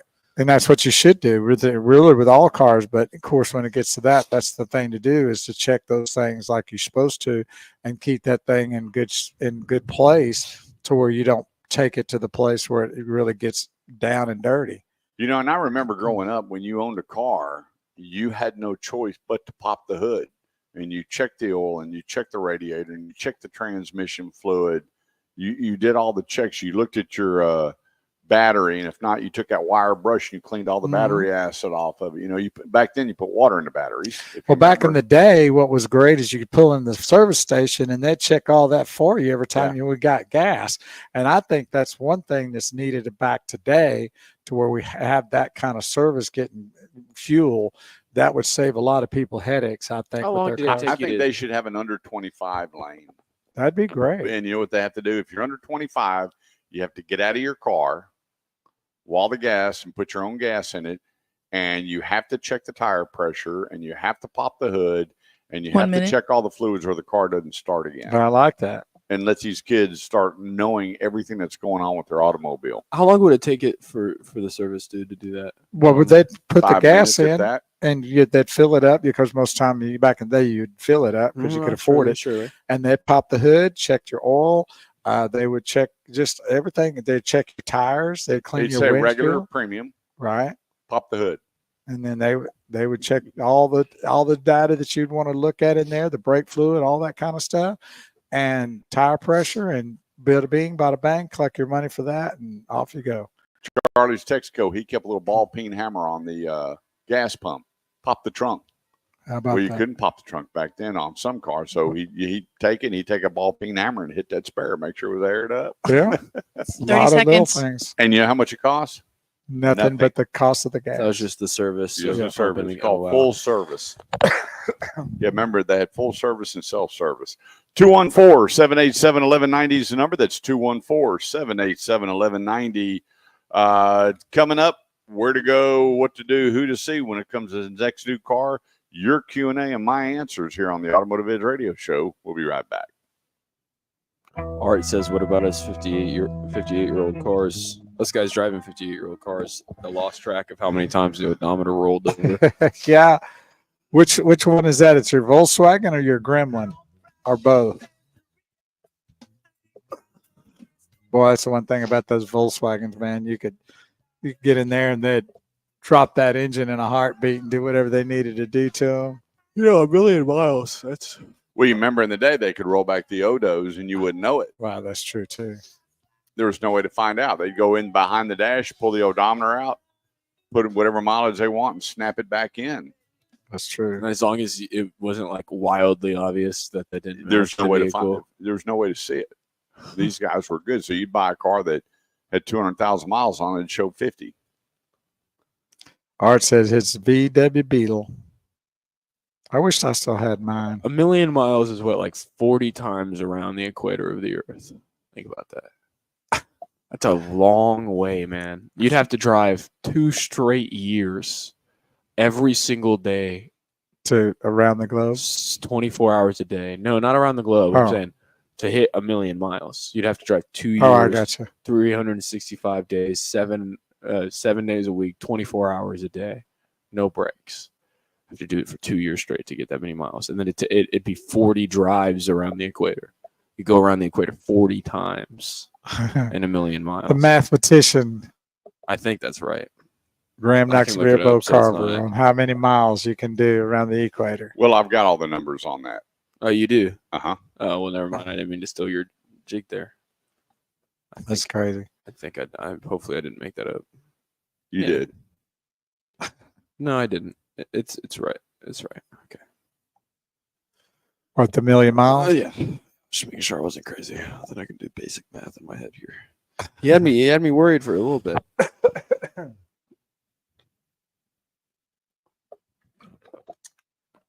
Well, here we are on this Saturday morning. I want to thank each and every one of you for tuning in to our Automotive Edge radio show and Facebook pages. We're on, of course, the Automotive Edge Facebook page. And shifting gears, tell everybody that they can go to LinkedIn too. If they don't do any of the Facebook sites, tell them they can go to LinkedIn if they are part of that and search Kurt Chase's personal LinkedIn page. We're live there now, as well as if they don't do that, then they can just go to YouTube. They go to youtube.com and search the Automotive Edge radio show, and they don't have to fool with any of the Facebook pages. They can go right there to YouTube, check it out, and all the broadcasts are archived, so you can go back and check it out if you didn't get a chance to finish the show, or you heard something that you need to check out again and rehear. So I don't think there's a person in the world that needs to rehear what we say. I don't know. Maybe Mr. Chase has got some wisdom. Yeah. Hopefully, people want to I rewatch. bet you they go but- back and listen a lot to what I really say. Oh yeah, you think so? You think people will roll back the history books for Mr. Carver? See what he said in Sure, the they past? want to know what the Purple Haze. guy Man, also sometimes I said. hope people don't come back and listen to what I say. I try to believe that every day's a new day, and I can get away with some new crap today. You mind if I steal that charger, by the way? Oh, Speaking of no. getting away with stuff. No, you didn't bring Not one. steal it. I know it's your charger. All right. Okay. His head turned real quick when I said steal the charger. But no, I'm thinking about the charge for the charge. Charge for the charger. I mean, that's going to be. Now you picked up the deal. What was it? $30. Please extinguish all cigarettes and cigars. Place your seats in the upright position and fasten your seatbelt. Please do not try to exit through the exit door. 214-787-1190 is the number. We'd like to welcome our newest sponsor to the Automotive Edge radio show, Classic Buick GMC in Arlington. I was just out there and I met with the general manager, went through the inventory, and I got to tell you, I'm standing on the lot and I'm talking to one of the salespeople out there who we're going to bring on. We're going to be there live next Saturday. Oh, okay. This guy was so well rehearsed in his product, the difference between GM and Chevrolet and GM pickup trucks and the others, and the new Hummer and the Enclave, and it just went on and on. And then we started talking about the Buick. This guy, his information was second to none that I've heard over the last several years. This guy lived, eat, and breathed this product. And it went through the showroom floor. I walked up to the guy and go, hey, if you were to pick out anything on the lot, what would you drive? And then it's amazing how in-depth they were about their product, which is paramount. The more you know about your product, the more you get to know about your customer, and the easier the sales transaction goes. The place, Classic Buick GMC in Arlington, right there off of Collins and I-20. Stop in, let them know you're listening to the Automotive Edge radio show. We're going to be there next Saturday live from 8 to noon. And I got to tell you, if you're a Denali person, they got them. The Hummers, I didn't realize how many variables now you can get on the new electric Hummer. The Buick Enclave, which is one of my favorite vehicles. We owned one, and you open that thing up, and I don't know that you can get a nicer domestic mid-sized product. Just the view than the Buick Enclave. But the place, go to classicbuickgmc.com. That's Classic Buick GMC or classicarlington.com. All right. So here's one thing I wanted to cover was the 3 R's: the rates, the rebates, and the resale. Those are the 3 things that I tell a lot of people that you need to be looking at based on how often you trade. If you're driving a car till the wheels fall off, who cares what the residuals are? Who cares? Doesn't matter. Plays no fact at all. If you're trading 9 times out of 10 before your title comes in, residuals are paramount. And the guy goes, well, I'm not leasing. It doesn't matter whether you're leasing or not. It doesn't. If you want a car that's tried, true, and proven that when you go to trade in, it's going to have some of the better resale, then it does matter. It's less money out of your pocket on a depreciating asset to drive the vehicle that you want to drive. Real simple. And so when the new residuals come out, the new cars come out, the first thing I do is I pull the residuals. Let's see what the manufacturer says about its own product. Now, how true is that if it's not under lease and not under contract? So they pull that and you get the look of, say, okay, just throwing a figure out, 20 grand. That's going to be your residual. So, but that's not in writing, is it? I mean, can you get it in writing? Or? Yeah, what you do is you just take, let's say the residual is 58%. You take 58% of MSRP. That's your residual. Okay. So is that hold true for what you find out then? Or is that? It doesn't change unless the manufacturer changes the residuals. Okay. And it's good. That's why when they do a lease for 4 years, that residual's carved in stone. Yeah, it's in the lease contract. Yeah, it can't change. Right. So if the values go down, if the quality goes down, if the market goes down, it doesn't matter. Right. You're fully protected. If it goes up, well, then you win because like on your last one, you got to check. Yeah. So it comes down to, for me, there's only some cars that I look at that I don't care.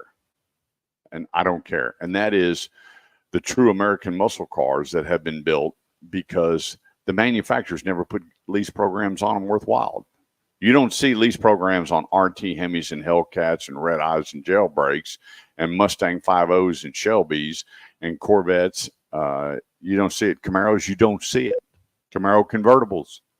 You don't see that. Why? Because people buy these cars to enjoy them and keep them and don't trade that often. So you don't have to have high residuals. They're never going to worry about having an incredible supply of these to start leasing them. A lot of times you'll see great lease programs come along like Hyundai did about 6 months ago. Their electric cars were just stacking deep. So they came out with a $299 a month payment, no money down. Bam, those things were gone. And so they made it very, very affordable to get rid of them. With certain products out there, like your American Muscle and your pickup trucks, the manufacturers, it's a given. They know people buy these things to keep them, enjoy them, hot rod them around, customize them, add things to them. Totally different market than Honda Accords and Toyota Camrys and BMWs and Mercedes. And the dealers are hoping to at least have a third, if not more. The magic number is usually around 35%. They'd like to have more of the cars that are leased. And then after that 2-3 years, they bring them back and they make them certified pre-owned, or they have good quality pre-owned automobiles because 99% of the people that lease cars bring them back to the dealer for service. So all the books and records are at the dealer. So when the dealer goes to trade it, hang on, yeah, Joe Bagadona's brought their vehicle here for every bit of service. You got all the maintenance records on it. You got a good quality car. The reconditioning on the automobile is minimal. Then you can certify and go, you know what? They bought it here. We know the owners and all the service was done here. That's a good peace of mind. I mean, if I was selling you a car, Bo, and I went, hey, here's the books and records. Everything was done at the dealership. We serviced it here. We know the owner, and they turned it in, got another vehicle. Is that a good peace of mind? Oh, big time. No doubt about it. Yeah, because stories are paramount if they're true. In the auto industry, the one that went around forever and ever was, it was a little old lady that drove it to church and back, and it's got 100 million miles on it. Yeah, just church and back. The church happened to be in another state, but anyway, that's the way residuals work for me when they come out. And there's some of the cars, I trade often. Unfortunately, I do have a vehicle that I bought a year ago, but I'm fixing to pay it off. And I love my pickup truck. Pickup trucks are essential, and for me, you get a lot of more friends when you have a pickup truck too. A lot of people. Hey, what are you doing this weekend? Hey, you still got that truck? And move that cat. Yeah, you didn't want to know how I was doing. You want to know how my truck was doing. Exactly. Well, you got a nice bed liner on it now, so Kurt's open for business. Well, we shouldn't have said that. Now people are going to. Oh, thanks, Bo. He's open for business. Give him a call. All right. Well, for everybody that called, Bo's paying me. But anyway, I look at residuals to go, hey, you're buying a good quality car. How often do you trade? Oh, I'm going to keep this car forever. Okay, let's say something happened in the word forever. How long would you keep the car? How many miles do you drive a year? Here's my top 4 choices. Why? These have the top residuals. Forever and ever and ever, the Honda CRV has been one of the top resale products in today's market. Go look at a pre-owned CRV. Look at a pre-owned CRV with 100,000 miles that's in good shape. And you're going to be shocked what you're going to be paying for that vehicle. That's a good thing. That's a good thing for everybody that's buying a Honda CRV. The RAV4, it just went leaps and bounds over the last 2 years. Look at the residuals. The higher the residual, the lower the payment. The higher the residual, the better the resale. The higher the residual, my beliefs, the better the product, because it's what the manufacturer's saying about their own product, what they're building. That's another question. Has there been any kind of view or a statistic that's out there that's showing whether people are keeping their cars longer now than they were before, or what? Yeah, they're keeping them longer now. 1 minute. 11.2 years. Oh, wow, that's fantastic. Yeah, and the reason being is because of the price. Cars are good too. Yeah, and we're going to be talking about where the average price of a vehicle is coming up in the next segment, because it's changed quite a bit. 214-787-1190. If you got questions, we'll try to get you the answer here on the Automotive Edge radio show on 1190 KFXR, part of the iHeartMedia network. Don't go away. We'll be right back.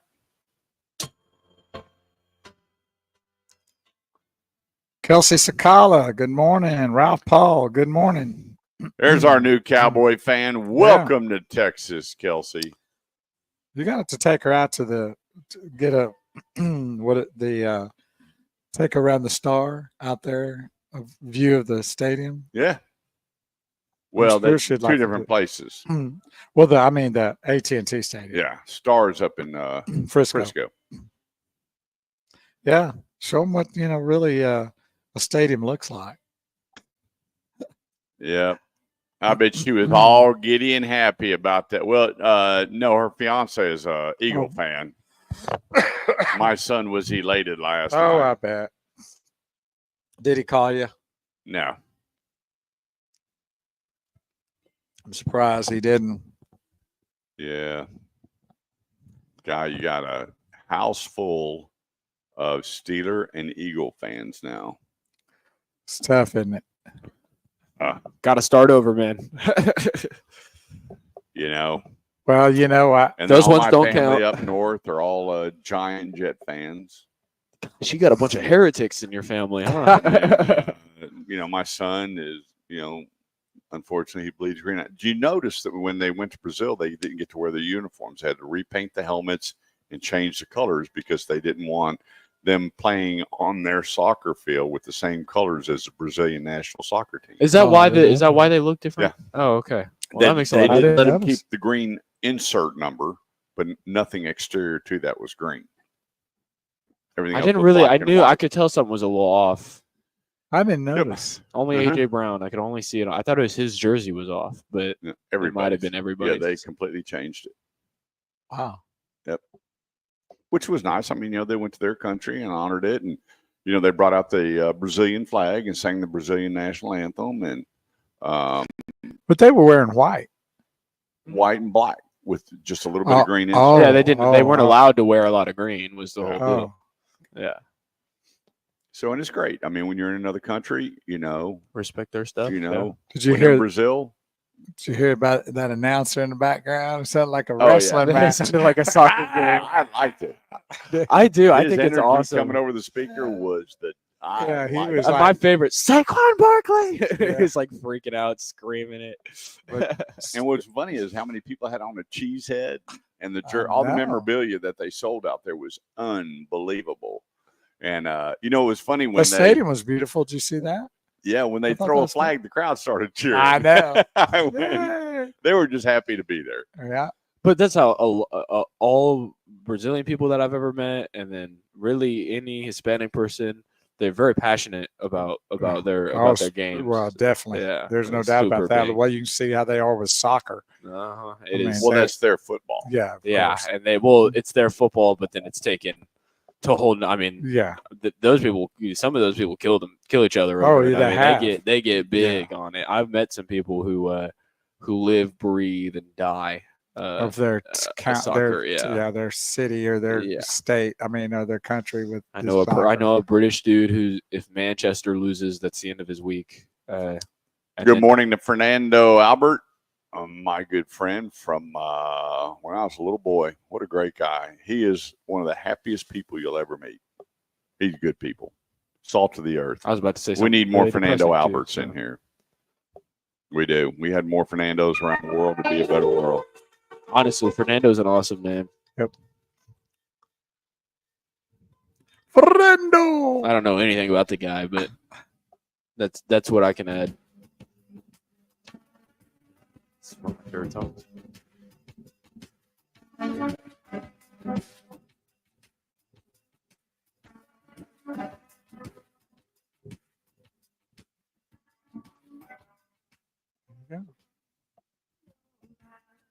I love that song. That is like one of the coolest beats. Yeah, Uh-huh. the groove is just Yeah. the best. 214-787-1190. It's the Automotive Edge radio show helping you with all your automotive needs. This segment brought to you by Big Wheels Body Shop. You got that 3/4 ton or bigger? The place, Big Wheels Body Shop, 35 in Risinger Road. Family owned and operated. They've added Kelsey to the mix over there. So you got mom and wife and sister and daughter and son. And, I've gone over there a few times, and I grabbed a sander the other day, and I did a little bit of, showed him, I can do this deal. And Will was not very confident of my skills. But if he saw some of the remodeling that I've done around here, not too bad. Well, maybe you can go to work for him. Yeah, I'm sweep floors. Do something, throw out cardboard. The place, Big Wheel Body Shop. When you have a family-owned and operated business, levels rise because it's their name on the building. They're responsible. Will sees everything.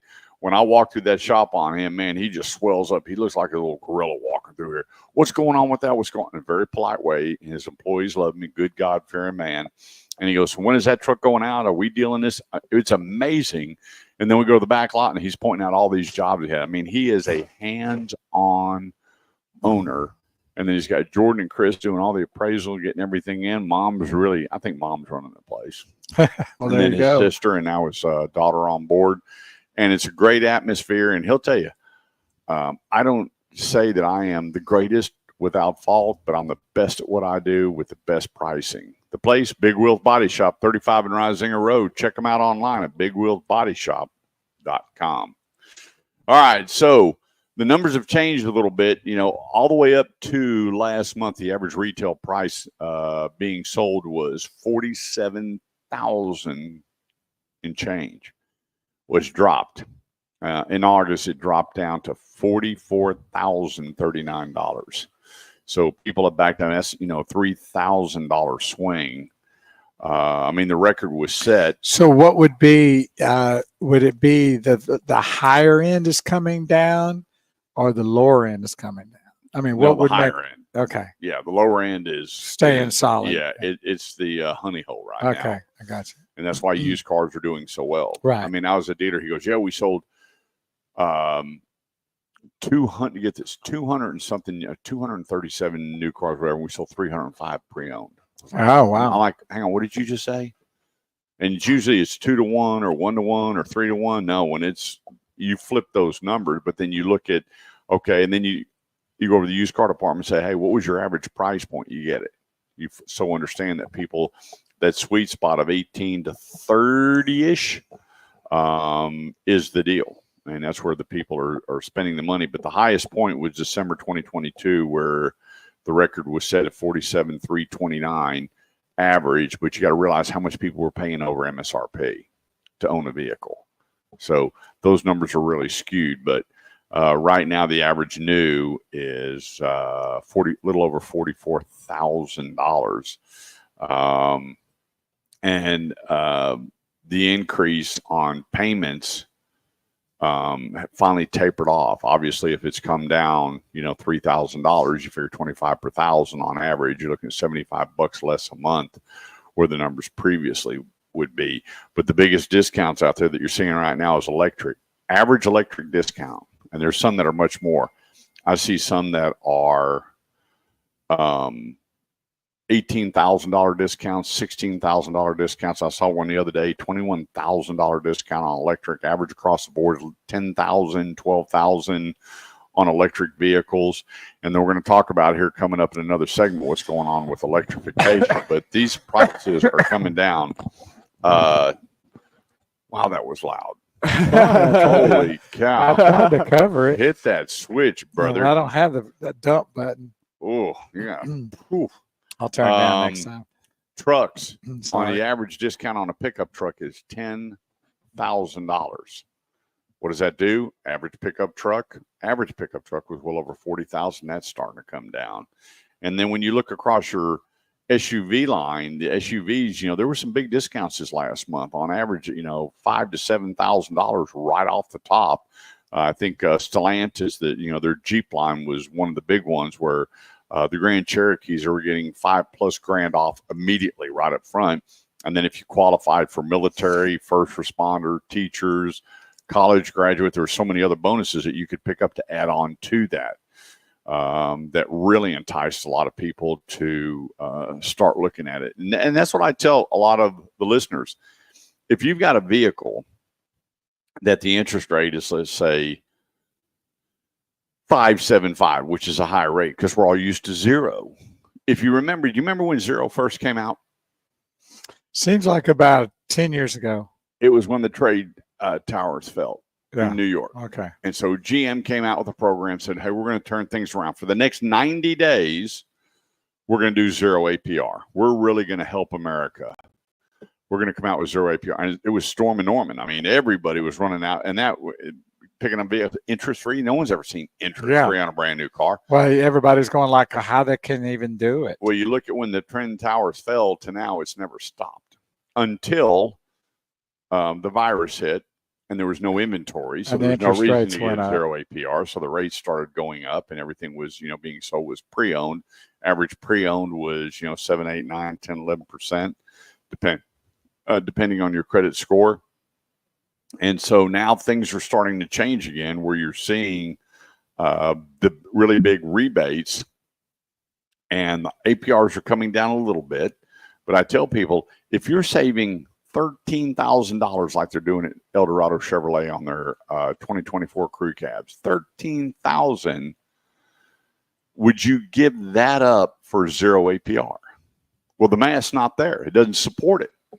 Even if you go 84 months at zero APR, it doesn't support a $13,000 discount. So let's always do the math before you go, my gosh, I got excellent credit and I'm paying 6% on the rate, but hang on a second, you're getting $10,000 off the vehicle.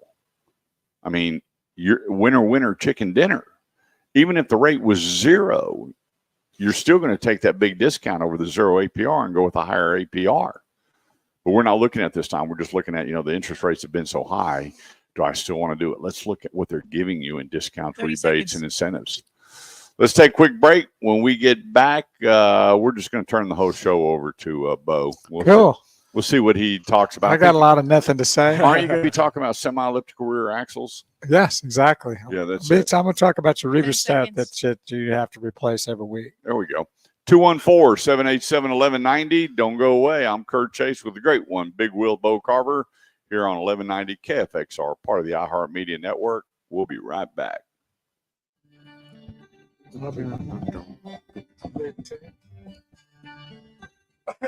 No, we can't all get up. I have to stay here till he gets back. What are you looking at? Thanks, everybody, for being part of the show. And Dwayne Harris, good morning to you, too, as well, as he said to Bo and Kurt. Hope you're doing okay out there. And Dwayne grew up with the Chase brothers on Wood Oak and Irving. Wonder if he's out there in the line of fire today. You out there working, Dwayne, today? He's been with Freeman 20-something years. I figured, yeah. Yep. And you know that he has 2 jobs still to this day. Oh, is that right? He works at Freeman, and I don't know how long he's been at Tom Thumb, but he's been at Tom Thumb for, God, 20, 30 years. Tom Thumb's a great story. Yeah, so he's the only guy I know that's in the car business and works for Tom Thumb, and I think he's lived in the same place for 20, 25 years. Man, you the man. And every time I turn around, he's got like 5, 6, 7 women around him out having a grand old time at some restaurant or. He's found he's found it. He's found what works. Yep, Dwayne's the man. Thanks for tuning in. Ralph says good morning. Good morning, Mr. Paul. Yeah. Sonia, good morning. So you got big plans today? You gonna get the yard mowed? What are you gonna do? I don't know what we're gonna do today. Is it muddy out there? Yes. Yeah. So do you have mud boots on the back porch? Oh yeah. Do you? Definitely. Gotta have it out there. Not only for the mud, for the duck poop, the chicken poop, the dog poop. You got it's a landmine out there. So do you leave it out there for fertilizer? Oh yeah. Well, it's. Do you ever till up the property? No. Just cut it. Just cut it. You got a riding mower or push? Oh yeah, I got a riding lawnmower. You got one of them big old giant bamboo hats? I do. Do you? I figure you would. I got a big pipe. Overalls. Yeah, no t-shirt, just the overalls. That's it. Corn pipe, one of those like that. Corn cob pipe. You know what? I actually, my brother made one. Did he really? And it actually worked. Well, that's cool. You know, I always wondered, is there such thing as a corn cob pipe? I remember we had corn on the cob, and he went and made one. And he made it, and it worked. Well, back in the day, you know, that's what they used. That was the old timers. That's what they had. Yeah. Yeah, I got my big Dallas Cowboy summer hat now. Oh, do you? Yeah, a big one. Then I think it's up around the rack over there by the front door. Are you talking about when you work outside? Yeah, I got me a big one. Oh, I see it over there, the straw type. Yeah. That's sweet. Big bad boy. It'll knock a little sun off the old body. Yeah. I'd avoid the sun nowadays. Pretty hard. They said there's motion at the door. Oh, yeah? That's probably because the wind's blowing. I didn't see any motion. Graham walked by the door. Is that just for the inside or is that for outside too? There's something blowing around there affecting that camera. There's something blew by there, and that's good security right there. All right. I'll take it. Be right back.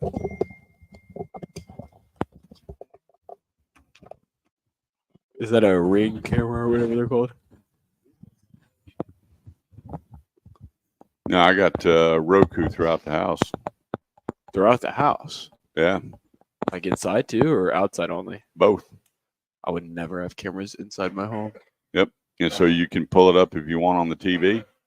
See anything you want to see on any room. Oh, I don't like that at all. It's so creepy. Good morning, Lisa Mills and Kennard Johnson. Thanks for joining us here on the Automotive Ed Radio Show. Hope y'all are having a good Saturday. You're not worried anybody's going to hack into those one day and watch your daily life? You know, that doesn't encroach on you at all. Like, I don't know.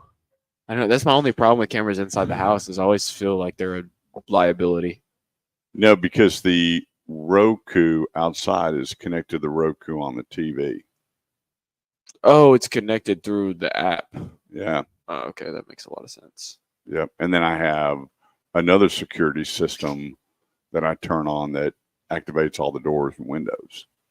So I've got two security. Like an alarm system, Yeah. kind of. Okay. We've got two security systems on the house. 1 minute. Not that we need them, just that Roku was so cheap. It was the doorbell and the camera was $40. Aren't the Ring ones like 100 and Yeah, something they're really ridiculous? plus you got to pay the big subscription fees, and then I have the standalone cameras that I just got a new set, and you just set them all up, and you punch in a code, put a little battery in it, and bam, you're fully activated throughout the house. I'm guessing that's the alarm system right there on the wall. Yep. And then I got another one below the picture over there. 30 seconds. So what did Dwayne have to say? He's off today. Going to a birthday party. Good for you, brother. Homeowner celebration. Tom done 19 plus years. Wow. Good for you. Yep. You know my buddy Kennard?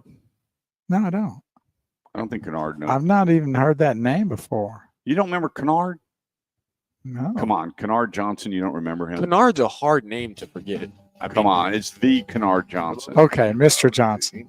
That's right. Mr. Kennard Johnson. Good morning to you, Kennard. For takeoff. Don't see any turbulence, and we should arrive at our destination safely and on time. Thank you for choosing the Automotive Edge Airways, and I hope you'll follow us and use our services again in the future. 214-787-1190. This segment of the show goes to Classic Kia Carrollton, our buddy Jesse Hull and his staff. They're selling the vehicle of the world. The world highest, I don't even remember the title they gave this thing, the EV9, their electric vehicle. World Car of the Year, Universe Car of the Year or something. I mean, it was just off the chart. I haven't even heard that there was an award for that, but apparently a lot of people thinking of it. And then you got the Kia Soul, the Forte, on and on and on. And then he's got his pre-owned, certified pre-owned. And, I've known Jesse for many years, family owned and operated. And Jesse has come in and flipped that store completely around with good people, good process. Brought in his son as a CFO. I mean, it's from ground up the way a Kia dealership should be run, without all the gimmicks and games and promises. And you get there and things change. Not with Jesse Hull. To find out all of his specials, go online at ClassicKiaCarrollton.com. That's ClassicKiaCarrollton.com. And I want you to know that none of these commercials are scripted. They're not. I know each one of the owners. I know their hearts. I know how they operate. And that's why they're our sponsors. And that's why we encourage you to go and see them and meet the owner. Let him know you're listening to the Automotive Edge radio show and enjoy shopping or buying the way it should be done. Shopping or buying. Made simple at ClassicKiaCarrollton.com. So right now, this may blow a lot of people away. The average interest rate on a new loan, what do you think the percentage is? I'm going to say 5.5. 687. Still rough. 687, and it's down where it was at 726. Is that because people are financing longer? Because I know the interest rate's going to be higher. No, the longer, the worse the rate. That's what I'm saying. Yeah. That they're financing longer, than the rate's got to be higher. So that's probably part of it, isn't it? Well, maybe you gotta average things out. There's a lot of manufacturers that have gone to 0 for 36. Okay. If they have distressed merchandise, they're really loading up. They have bigger than a 60-day supply, which you don't want to be. You always want to try to get under 60. You're seeing 0 for 48 and 60. Right now, you're seeing 0 APR all. You're seeing 0 for 60 even on electric. Oh, okay. Because they want to get rid of them. Yeah, well, we know that. Yeah, they don't want those on the property right now. Do you think you should just wait to buy electric vehicles until they're hyper incentivized? Do you think it's almost there now? They're going to get more incentivized now. I mean, you figure there's some out there right now that they sent me over the sheets and they're taking 18 to 20 grand off. So now is that time. Yeah, I mean, everybody's announced, or Cadillac announced that they're not going to hit their goal at 2030 to be all electric. Volvo backed out. I mean, when you start looking across the board, all these billions of dollars that they promised, going, hey, we're going all electric. They're saying, I remember I talked to Jim, who was the president of Toyota at the time, when he was out in California, moved everybody here. He was in Torrance, And I'll never forget it. He shipped all the employees out here to spend a week out here to look at schools and housing property. Not thousands of people. They spent a bunch of money to go, do you want to transfer to Plano area and work out here, which is their new world headquarters? And so when they had the big opening, I had signed up to visit with him. And I didn't get to. And then lo and behold, I see him over at a restaurant over here because he lives not far. We get talking and he tells me, so, you know, Kurt, you've been doing this about as long as I've been doing this. I will tell you that electrification is the biggest, darkest rabbit hole this country has ever designed. Experience. Along with the Green New Deal. They're going to be pouring money into this. It's not going to work. The infrastructure is not ready. People aren't ready. Their lives aren't designed to do this thing. It's the biggest rabbit hole. They're going to be pouring this money into it. Lo and behold, last week, when you start looking at all these manufacturers, like, we're all in. We will never have another ICE car, and all the, hooray for Cocoa Puffs. Now they're going, wait a minute here. Wasn't Cadillac one of those? Oh, yeah. But do you think you could see an even more of a downturn and even more incentives coming in the following weeks, or do you think they're going to start picking up the pace on reshifting? Well, it's going to be depending on how many people take advantage of the massive discounts and incentives now because they're already slowing production down, and what that's going to do to the day supply. You got to get rid of the day supply. And I told everybody that the infrastructure is not ready. They don't have near enough charging. You realize that the government, the good old Bidenomics, they spent $1 billion, $1 billion, and I'm going to post the article for 4 charging stations. $1 billion. For independent charging. 4 charging stations. When you say charging station, you mean a charging like little complex area where they have the multiple chargers, or do you literally mean one charger for one vehicle at one time? 4 minor charging facilities, $1 billion, and 65% of those systems are not working. Oh my goodness. So here again, holy cow! One of the greatest jobs that you could get would be an electrician driving around the United States servicing charging stations. It's such a high demand job right now. And then everybody turned around and went, let's go to Elon because he has the best. And you had Farley at Ford and Ibarra at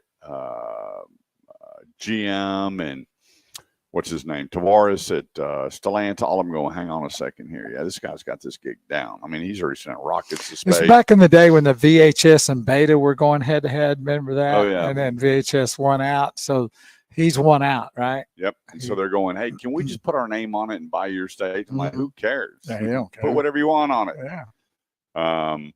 And so that market has drastically changed the landscape. And so for me, I believe that over the next 5 years, we're going to see some of the greatest hybrid technology ever.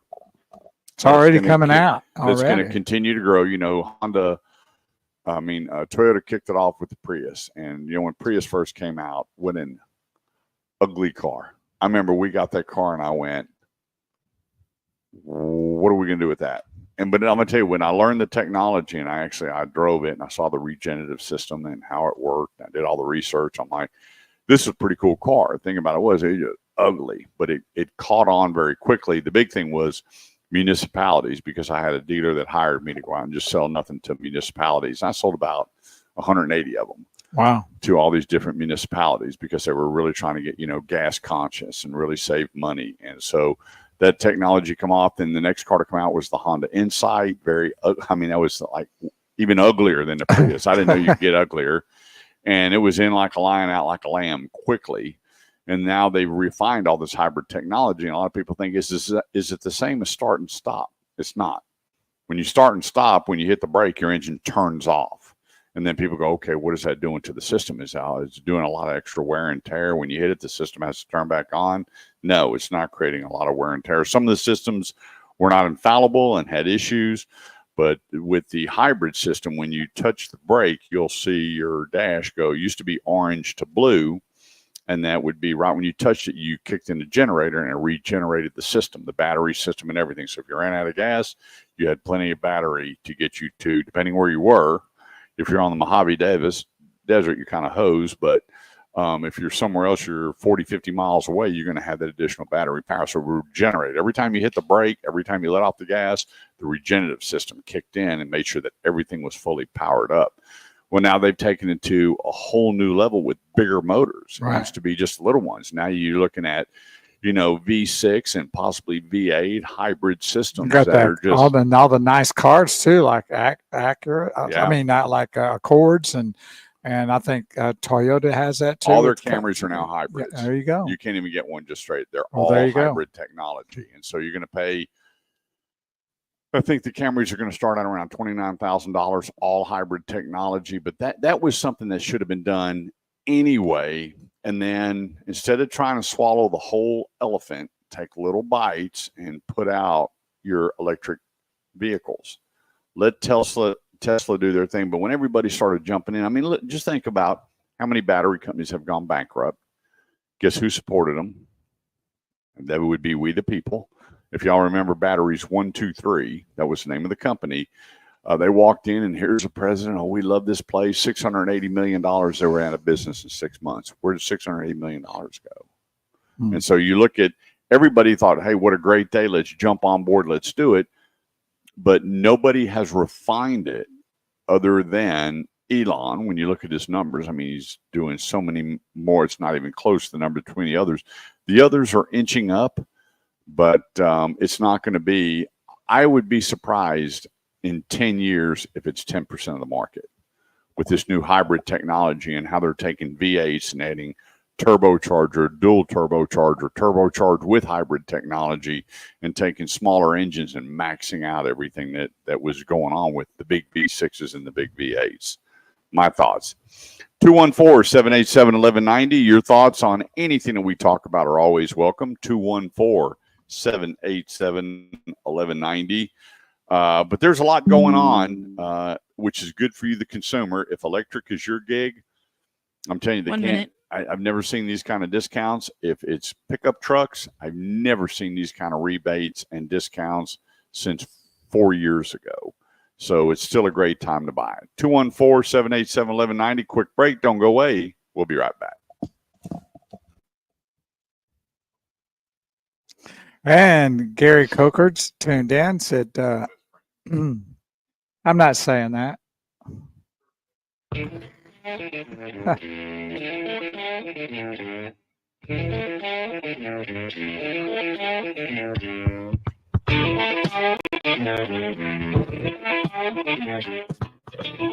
It's that bass. Yes, here we are on the Automotive Edge radio show. I'm Big Wilsbo Carver, along with Graham Knox Mirabo Carver, over here doing the dynamic duo. Is that what you're? Well, no, the dynamic guru of electronics. I'm not very dynamic, and I'm not much of a guru, but I'm definitely on electronics right now, so I can at least back you okay, up 1 out of 3. Appreciate everybody being a part of our broadcast today. We are here every Saturday morning from 8 to noon on Talk Radio 1190 AM KFXR, and that's an iHeartMedia network station, and you can download that iHeartMedia app.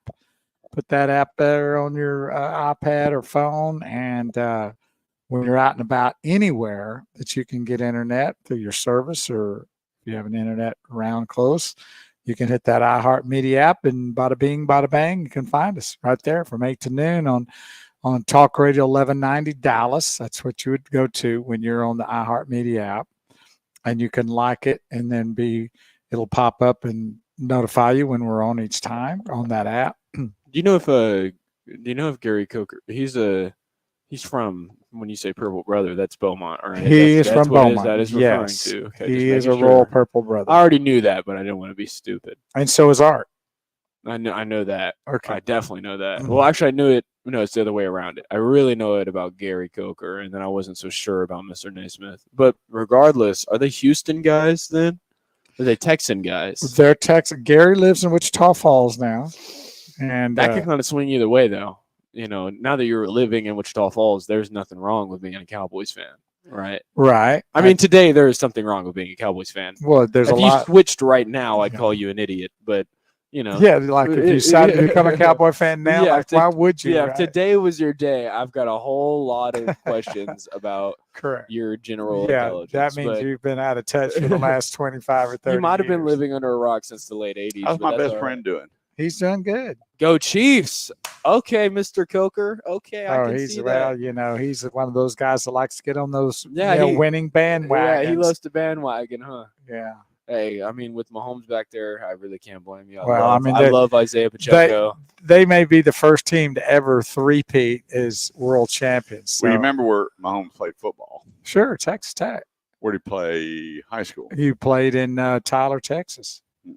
Well, Longview. Mm-mm. I was pretty close around there. Really? It's East Texas. You sure? Pretty sure. Well, it's east of here for sure. Or actually west of here. I can't tell you. That's I not- know, but I can't tell you. You can't tell me. I can't tell you. And Art lives in Lufkin. No, he played East He Texas. said he can Pick and choose. between Dallas and Houston. I'm going to tell you what, I think Houston is going to be a It's team White House, really- right? White House, yeah. Texas. Yeah. Well, that's East Texas. White House? Yeah. Really? We'll look it up. I don't know. So where you're it's not at. even sure. You just shot that out there because you look like a deer in a headlight after I have you said it. no clue where. You White know House what? is at. If I were you, Art, I'd stay with the Houston. Yeah, I mean the Texans at least they're. Yeah, they you got a know, decent. They should have a real good team again this year. They're The not gonna quarterback embarrass is you. for real, I believe. right south of Tyler. See, There you go. I told you. Stick with it. No, buddy, I did stick with it. Question you. When you went, did I? I did not. Budge. all I had to do was question you. I- Went. No, I And you know. go, are you sure? Let's I look it know, I up. kept saying, I know it's East Texas. I don't I thought I said it was near Tyler. Yeah, just like you're Cajun. You I love am. going I'm east. Still Cajun. You know, go east.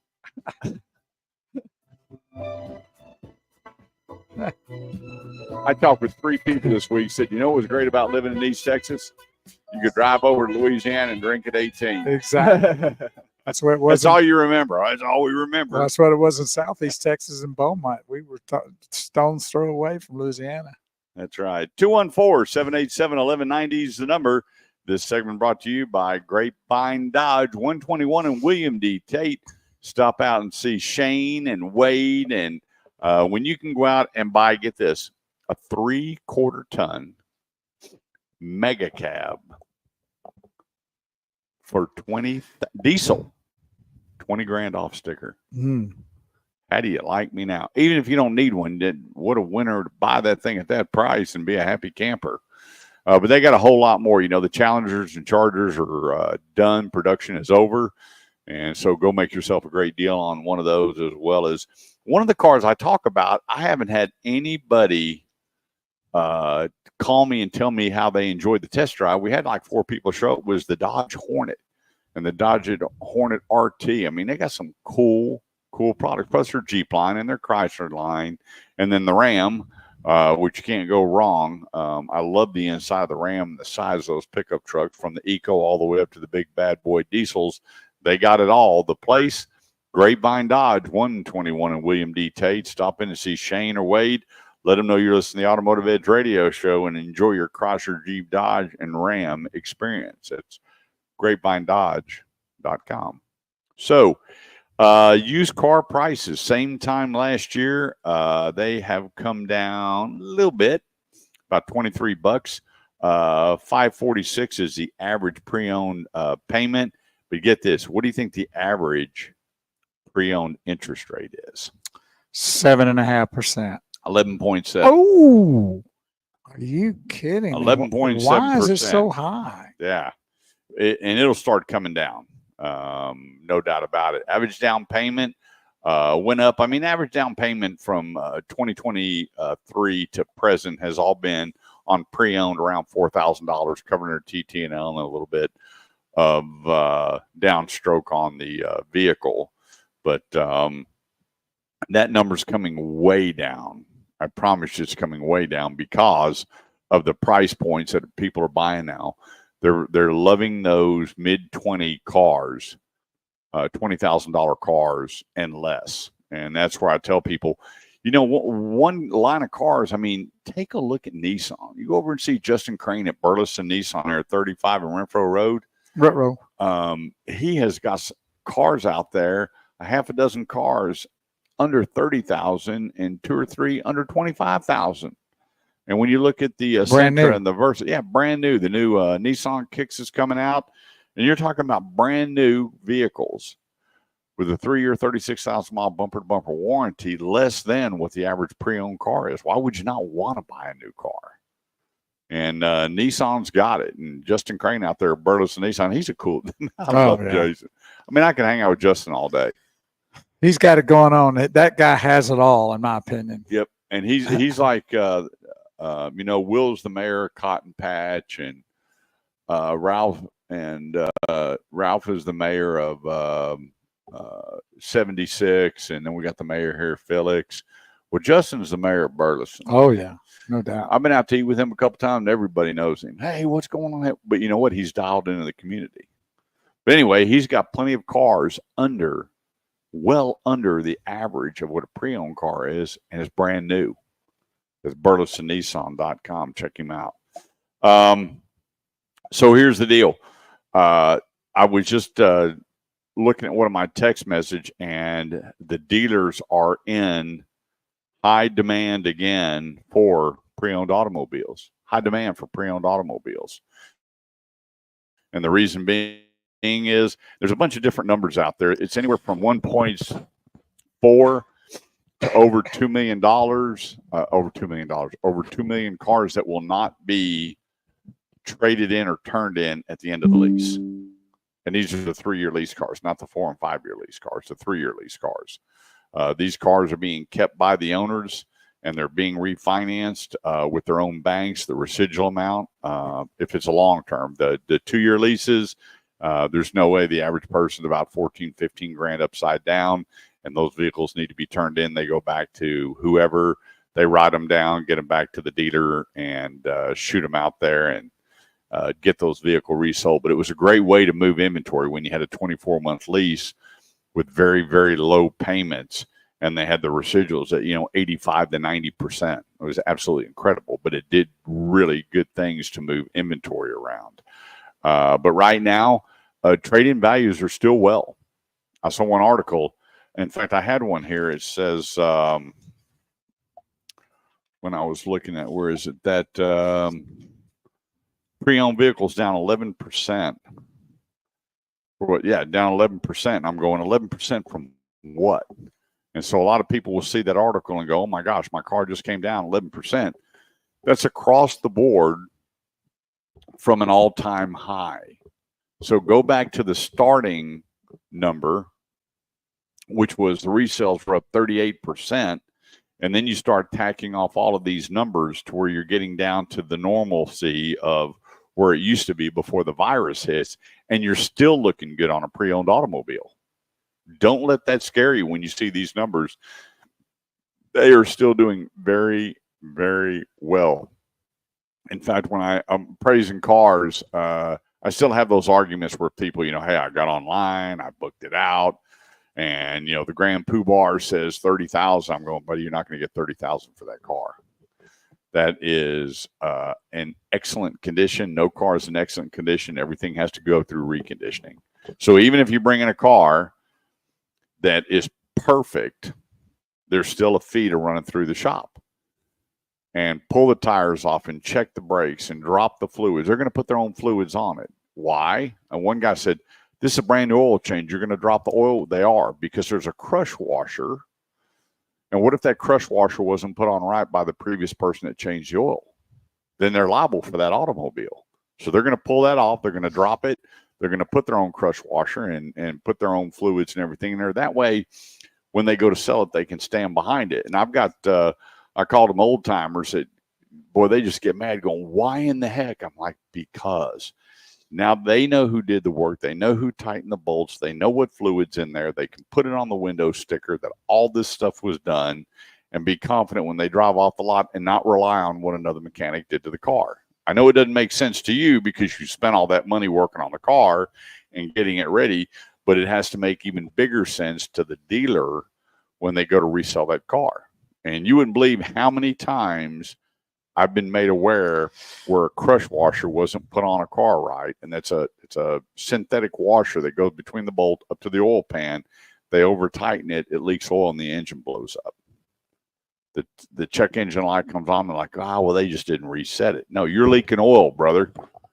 And so the dealer has to go through that car, and not to say you didn't get great repairs and you didn't get a good oil change, but they have to ensure themselves that when they put their name on the back of that car and they put that window sticker in it, that they went through that whole car and they did it their way, not by. I'll just tell you this. If I believed everything that everybody told me about their trade-in, I'd be bankrupt. Well, of course, it's like talking about their kin.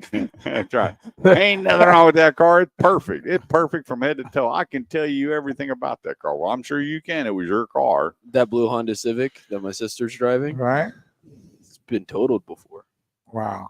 Figured that out 2 weeks ago. Took it to Wow. a Honda dealership, and she Didn't called. know it either, huh? Yeah, she called me, and she was like, "I don't know what to do." Wow. Well, there you go. Yeah. So the thing about it is they want to put it in a shop. They want to rack it.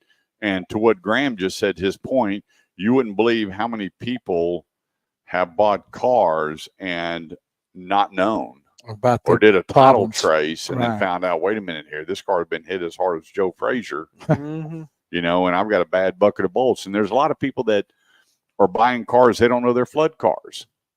There's still, people don't realize in the state of Texas, they're estimating there's still over 350,000 flood cars being sold out there. Well, that's not even 350,000. counting Texas. That's, they can be brought in from Louisiana. That's Yep. had a lot of flooding. So and- obviously, I Oklahoma. know what a flood car is, but once a car gets waterlogged, Well, it's not waterlogged, it's flooded. what's the difference between a waterlogged? Well, a car you can have the windows down, a car get waterlogged, and you can dry it out and be okay. A flooded car means that car was underwater. right. Okay, so it's actually submerged in water. Well, it Right. could be, or it could be up to, where Halfway or something. yeah, you open the car and the water pours out, and all the electronics and motor and everything was underwater. And And those so cars- that car it's a total loss. But what they're doing is they're going to these areas and telling people, hey, you don't have to file it on your insurance company. Let me go ahead and give you cash. I'll haul that car off for you. They take it somewhere and they pull the seats, they pull everything, and they drive that thing and get it running and turn around. The title doesn't show anything because they Right. bought it before it was filed, Mhm. and then people are buying it. And so I go back to this story. A gentleman called me, and his kid was heading off to LSU. Hey, Kurt, I found this beautiful Honda Civic Blue. Can you come take a look at our it? car is. I come take a look at it, and I'm looking over the car, and I pull the little rubber grommet off the door, and I shine a light, and there's a plastic inside the car. If you pull off the door panel, there's a piece of plastic, and inside it is polymers and everything with all the controls and stuff, and it was yellow. I said, buddy, this water's gotten in this door, but here, let me go a little further. I don't want to start, Chicken Little the whole thing. Right. I go to the back and I pop the trunk and I take the cover off and I'm looking at the jack and I pull it out and I look below and there's rust. So I said, okay, well, hang on just a sec. Let's just make sure. Then I go to the front of the car and I take the glove box and I dropped it down where your cabin filter is, Right. pulled it out and I'm shining the light. I'm like, buddy, this thing's been underwater. No, I drove it. Mechanic liked it. But I'm telling you, this car had been underwater. So anyway, he buys the automobile. 6 months later, he calls me and he goes, I need some help. I said, what? He goes, the car's not running. We've taken 2 shops and needs $6,700 in Ooh. repairs. So he paid a premium. I said, think about it. This car in great shape is worth $14,000 at the time. Why is he selling it at $9,800? He said, well, he's moving and he has to liquidate. No. But you know what? He bought it because it was Liquidated, clean. all right. It looked good. It smelled Liquid. good. It drove good at the time. But long term, it was a bad bucket of bolts. 214-787-1190 is the number. When we get back, we're going to do another countdown on the high mileage cars, the highest mileage cars still on the road running here on the Automotive Edge radio show. Don't go away because we'll be right back. Did any of these cars, I don't need to spoil them, but did any of them just catch you wildly off guard that we haven't heard yet or that we've already Yeah. heard? There is one in there that's okay. Yeah, it didn't catch me off guard, the mileage, what they did with it, and it was still running. Oh, it's got a history to it. Yeah, Oh, you're going, what? So, All right, Charlie, have a great weekend. Love you, brother. Yeah, you too, buddy. Take care. Have a great weekend out there in Lubbock. Yeah, I had another single mom, and she said, hey, I want my son to go off to college in a nice pickup truck. Okay. Would you mind taking a look at it? Can we pay you? You can't pay me anything, but there's two things you can do. If I have time to look at it, I'll go look at it. But if not, take it over to Driver's Edge Auto Repair and do the $35, check it before you buy it. They found a bunch too. They found two. Okay, there you go. Well, I don't have one near me, so I drove all the way out and I looked at the truck and I'm looking around it. And then I asked the guy, I said, hey, are you selling a truck? He said, yeah. I said, can I see your driver's license? He said, what for? I said, yeah, just to match up the truck and everything. I'm trying to help a single mom and a kid going off to college. And he goes, what would my driver's license tell you? Wrong answer. Did not want to show you a driver's license. Here's the thing. If you're selling the car, or I tell you what, bring me the title. Time out here. So you're either brokering the car for somebody or you're lying. You're hiding something. One of the three. Pick one. Humor me. And the guy goes, look, are you interested in the truck? And so sure enough, I said, I'll tell you what, let me just take a look over it. And I took a look over it and everything. I was like, man, this thing's underwater. I looked at the title. All I had to do was get the VIN number, ran a Twix on it. Vehicle was down in Houston. We remember what happened about 12 years ago. Of course. In fact, I still have a picture of my son up to his chest in water with people in a canoe. Right, helping people. His fraternity went there to get these people out. And sure enough, I told him, I said, don't buy this truck. She goes, Kurt, the miles. I'm telling you, don't buy the truck. And sure enough, I got that horrible phone call. They bought the truck. The electric, all the electric was just shot. And so here's a single mom. Yes. We have Ralph on hold. Thank you. With a son in college with no transportation. She took all that cash. And then the other one I had is when we're there, I'm looking at it. And you told her not to buy the truck. Yeah. Why'd she? Just because well, she went and looked at it, and to her it looked clean. They drove it. AC was blowing cold. I mean, all the signs for the lay person were there for quality truck. And so then I had another one. I told the guy, I says, hey, is this your vehicle? Yes, it's my vehicle. I say, all right, could I take a look at the title? He said, what do you need the title for? I said, just the title and driver license. Just make sure everything's on the up and up. And I'm saying it just like that. Everything's copacetic. So when the money changes hands, they really like the vehicle. And we can just verify everything. And he didn't even come out of the house. He just opened the door and he goes, never mind, the car's sold. You're so busted. But I already knew because I'm looking at certain things on this car going, there is no way. In fact, it was underwater so long, the lower panels had already faded. Oh, wow. But the rest of the car was immaculate, and it's just like, Bo finding a car for you, not knowing anything. Hey, man, I found this vehicle for Graham. He's heading off to college. Take a look at this. Well, Bo, no. This is right in our budget. Yeah, we saved really the money, excited, and so it's going in one ear and out the other. Yeah. And so I have a lot of people, and then they start questioning it. Well, Kurt, are you always right? No, I'm not. Surely not. Yeah. But I'm telling you what, I wouldn't buy this bucket of bolts. I mean, if I'm repping a car and somebody comes up and says, hey, I want to see the title to the car, I'm going to hold that title up. I'm not handing you the title. Go ahead and take a picture of it. Go to the DMV and run my title. This is a clean title. But here's the thing, too. You can file for a lost title on a bad bucket of bolts. Yep. 40 seconds. So, and so. There's a lot of ways around all that. Yeah. That's what he's getting at. Let me tell you what. And, Oklahoma is like a title carrying state. Do you know that? What does that mean? It's a title carrying state. They give you the title, but there's still a lien on it. Oh, okay, gotcha. And so you have to run a Twix and look for loss of lien, or is there a lien on the vehicle? It'll like pop you would a house automatically against the title. I gotcha. But there's some states that are title carrying states, so they'll show up, and go, hey, yeah, I got the title here. Let's do business. Oh wow, you buy the car, and then guess what? Hey, Mr. Chase, you got a car. We need the money for that car. Holy cow. But it happens to so many people. There was a guy that was at a restaurant. They showed him on his wife turned the camera, and this wrecker pulled up, snatched this cord, and took off. He called the police, went down. They busted the guy. and he was making bogus title for rental cars. So he'd go rent a car, he had a bogus title made for it, and then sell it. Didn't even own it. And so this guy gave him all the money. The guy's in jail, ain't got no money. He ain't got a car now. It's nuts. 214-787-1190 is the number. That's 214-787-1190. Let's go to the Automotive Edge hotline and talk to our good buddy, Ralph Paul, the owner of your CBD store. Good morning. How are you, buddy?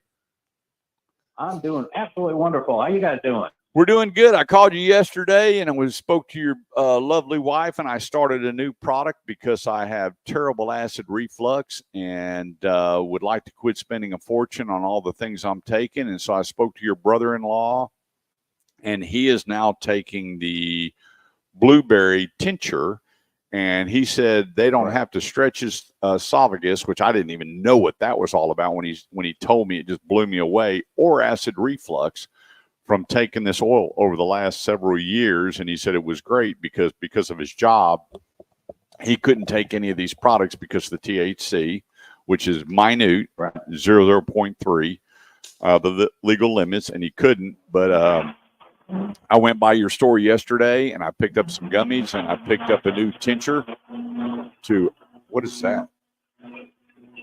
Are you blending something? The landscapers. Oh, okay. I thought you were making a smoothie while we're on air there. I thought he was out in his car getting ready to race or something. But anyway, I started last night, and so he said, give it 5 days, and here's what you need to do. So once again, another believer in your CBD store at Keller.com, at your CBD store at Keller.com, that you got products that through the testimonies, you're able to share them. And for me, if you hadn't shared that testimony, I would still be just going to the doctor, getting all these different products and putting them down my pipes. Yeah, we have so many testimonies from customers, and I mean, it's just so rewarding.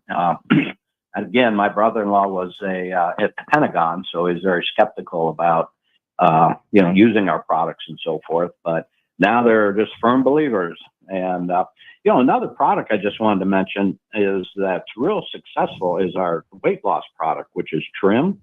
Comes in a gummy and also a tablet. And we actually have clinical studies. And, they took results from 125 people, and the average weight reduction was 9 to 18 pounds in 90 days. The average weight loss reduction, or waistline reduction, was 3 inches to 6 inches. And it had lowered their A1C. But, what's different is, this doesn't have any side effects. When you see a drug commercial, they put all the side effects on the bottom. There's no side effects from this. And so you won't see all the disclaimers, causes, heart problems. It causes, possibly even death. So we've had some real success with the Trim, and it's been selling like hotcakes, and it's been very successful. Now, you're going to be in a different location, but within walking distance. I mean, a football's throw. They're going to do some remodeling on your building, but you're going to be right there across from the Driver's Edge in Keller, right off Main Street. And I guess you guys we're going to be doing the move later today and get you situated. But if you go online at yourcbdstorekeller.com, I'm sure you're going to make some kind of post about you're just right there in the same parking lot. You just park and walk to a different location, maybe 30, 40 feet away, to make sure people are taken care of with their CBD needs. You got it. We're still open. We have so many people depending on us. We can't shut down. We're remodeling the floors and so forth. So we're just going to be over there for about a week. And so it should be a good time, and we're not going to miss a beat. And you got some new gummies that are out, the new Libido gummies. Talk about those. Well, we have it with THC and also without THC. And again, it's an all-natural product, and we're hearing some really, really good results on it. But again, it's not like a Viagra where, it's just a one-shot deal. It's something that has to accumulate in your system. So they recommend taking it, once a day, and possibly maybe even 2 in one day. But there's directions on the can. But we have it with THC and then also without. I got a question. When you have products there that have THC and non, does the THC work better? I mean, what would be why somebody would go with the THC versus non-THC on one of your products? It's just more of the plant.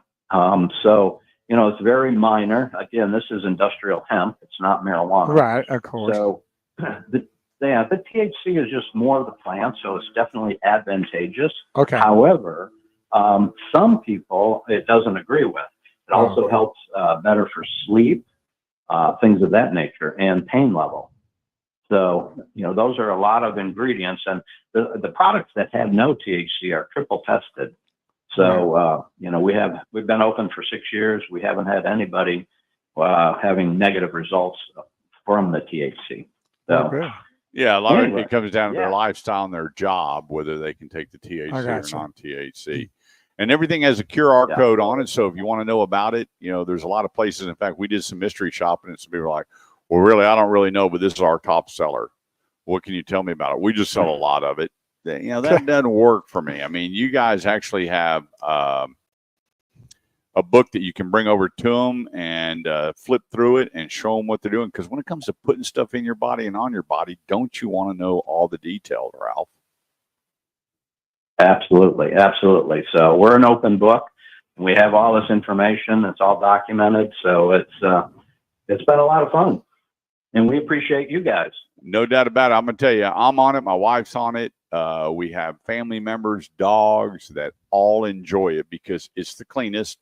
It's the best. We believe in it. Your CBD store, Keller.com. That's your CBD store, Keller.com. Doesn't matter where you're at. You can go online, take a look at their product, look at the QR code, and Ralph will ship it for free. Ralph, we'll see you here in just a little bit and get you moved over to the new facility. Have a big day, and we'll talk to you soon. Okay. Thank you, gentlemen. You have a good one. You bet. I'm telling you, the creams, the gels, the sprays. I tore my knee up real bad last night. I got a good night's sleep because I put the spray on it and then the cream. And I was just having a hard time walking to the kitchen. I'm not wanting to go to the doctor to find out what I did to my knee, but it has taken care of 90% of the pain to keep me going. And hopefully it's something that just needs to heal. And we'll figure that out. We're just, 1 minute. I think 2 weeks into it. I think I did something wrong hauling a 5. Yeah, it's called old age. No, I'm 42. Boy, 42 is not you that need old. to take some more CBD so you can get your age right. That's right. All right. Coming up, we'll get to the oldest cars around still on the road mileage-wise here on the Automotive Edge radio show on 1190 KFXR, part of the iHeartMedia network.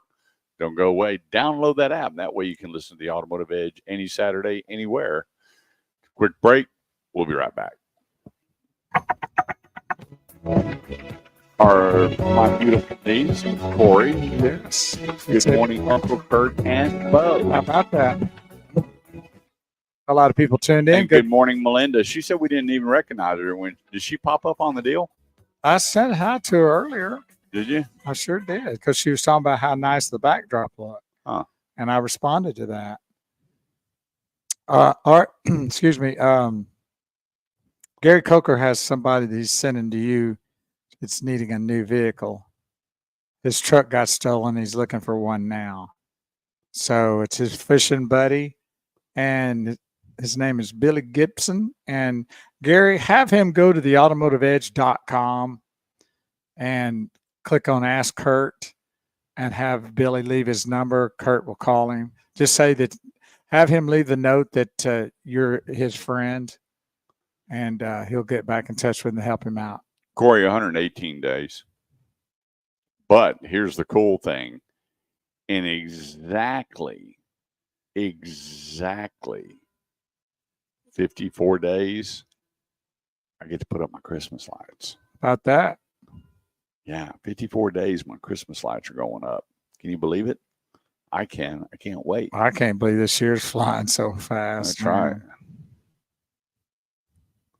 Yeah, it's quick. I was asking my pastor, is it okay to pray to slow this train down? It's hard to do. You know, like, hey, God, come on, just slow this train down a little bit. Dwayne says, Kurt, wellness in the knees, blessings. Yes, sir. I was out there with a 5-gallon bucket of paint painting my garage, and I picked this thing up, and man, my knee popped, and it was not good. I was trying to haul it up, and I know how those things happen. When you hear that little pop, there's always going to be a little pain that goes with it. that's right. She said she's glad you're addressing the real subjects this morning. Can't That's right. wait. Love your lights and nutcrackers every year. Yeah, it's all about, the season. He is the reason for the season first and foremost, and then I like it. My house, I love nutcrackers everywhere. Everywhere. And then I found a Santa that you put this little ladder next to your tree, and a Santa goes up and down. And Oh, things. how about that, huh? Oh, it's coming. You guys still got the singing Santa? No, he quit. Oh, did he? Yeah, he retired. Wow, what happened? He just wasn't doing his deal. This was decided not to sing anymore. Yeah, he slowed down. That's too bad. I enjoyed that. Yeah, I miss him. The kids didn't really like. Plus, he sang disco. I know. That's what we liked about it. Yeah, We're going to have him on the show. Yeah. We had him like last year, I believe, or the year before last. yeah, We had him on the show. yeah. It was fun times. Yeah, I got online to find another one, and wow. They want a lot of money. Yeah, I found one for $1,199. Oh, wow. I bought that one for $35 Yeah. from my previous pastor. There you go. Yeah, was not happy about it, but it is what it is. So upward and onward, but I'll find something else. I guarantee You could have taken, coming. put a like a little speaker system inside of it, and then like a Bluetooth speaker, and then played it off your phone. Yeah. He wouldn't be moving his mouth, but nobody would really notice that much. Put him further back. 30 You seconds. just readjust his beard. Yeah, exactly. You just see his lips move.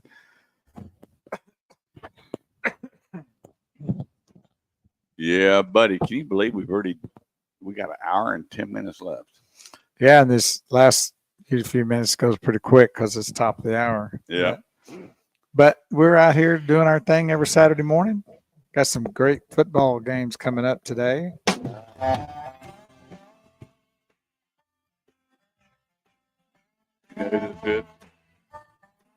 It's I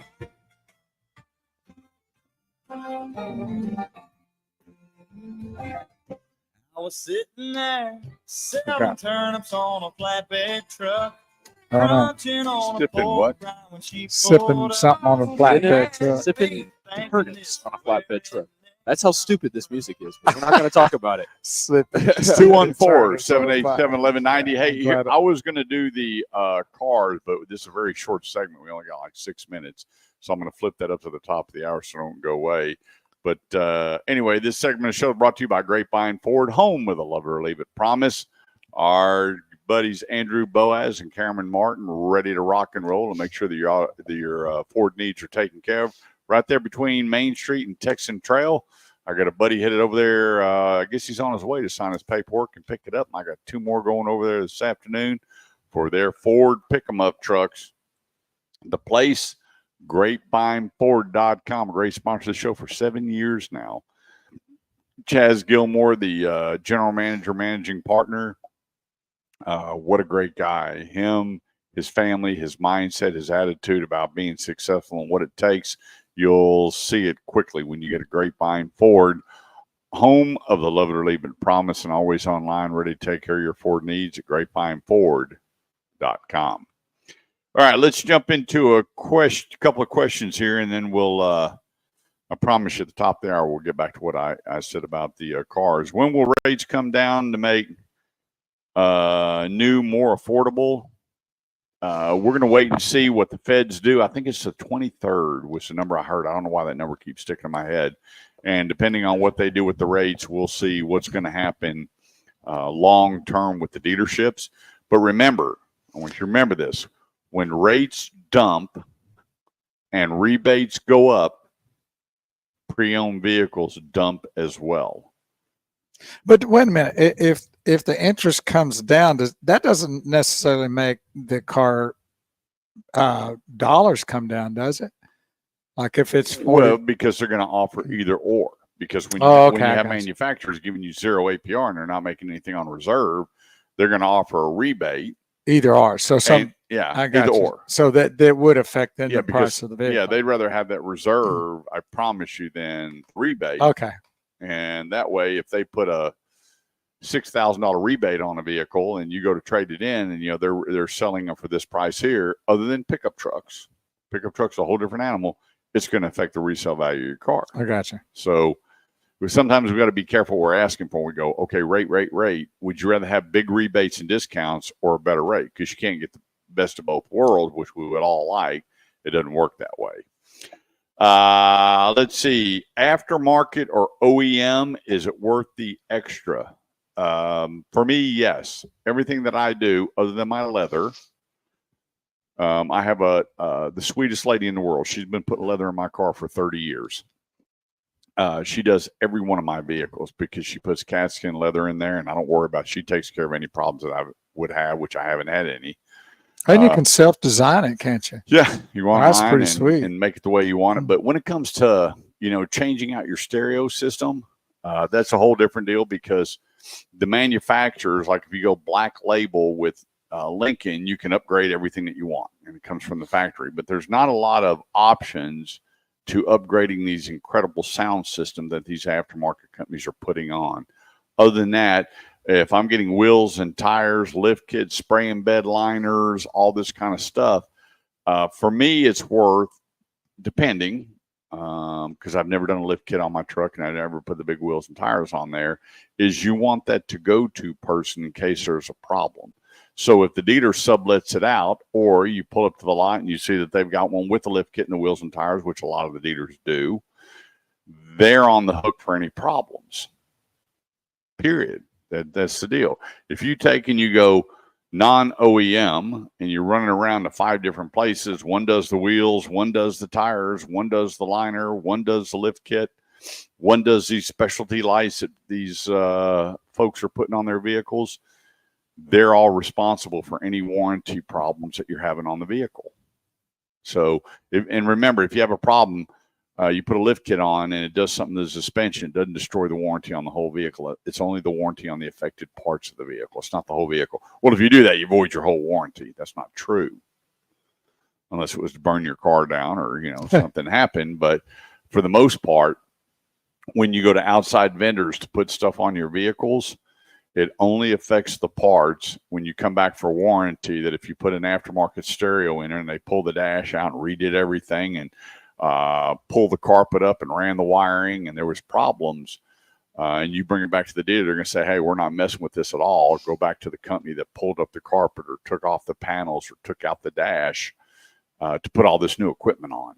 They're the ones that are going to be responsible. So for me, I want that peace of mind where I'm a one-shop guy, that I'm going to that dealer and take care of it. The only thing I've done to my vehicles has been wheels and tires, exhaust, and leather, and then I put my own K&N filter on my muscle cars.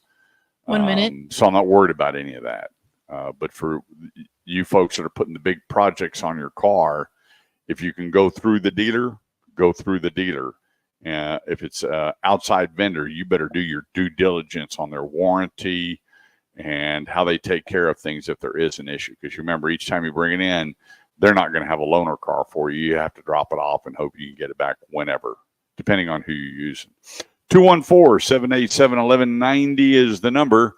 We're going to take a quick break. When we get back, I promise I'm going to cover the cars here on the Automotive Edge radio show on 1190 KFXR, part of the iHeartMedia network. We'll be right back.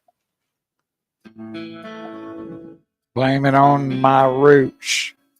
I showed up in my boots. Blame it all on You just my totally roots. ruined the song. I showed up in bed. I hope Garth pays It's a you good song visit. to ruin, isn't it? Boy, did that put him on the map or what? Oh, yeah. Friends in low places, and I'm sure he's got them. So, You got a bunch of people to say hello to. You look at all these new people showing up. I know they're everywhere. Now, Cheryl's got a few names there. I hadn't seen that pop up yet. Cheryl Ann I hope I'm saying this right. Langto Mahan, good morning. Greg Garland, good morning. Dan Crenshaw, good morning. I don't know why Dan Crenshaw sounds familiar. Sound like someone.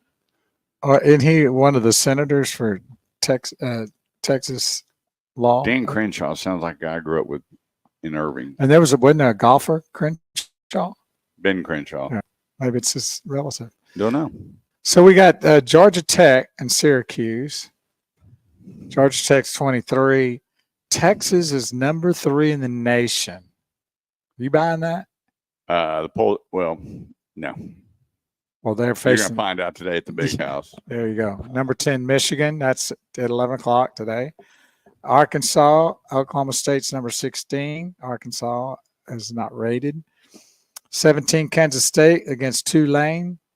Tulane's been pretty good the last couple of years. I'm surprised unless they lost all their players. They had a couple of good years. Bowling Green against Penn State, number 8. Georgia's not rated at all. They're number 1.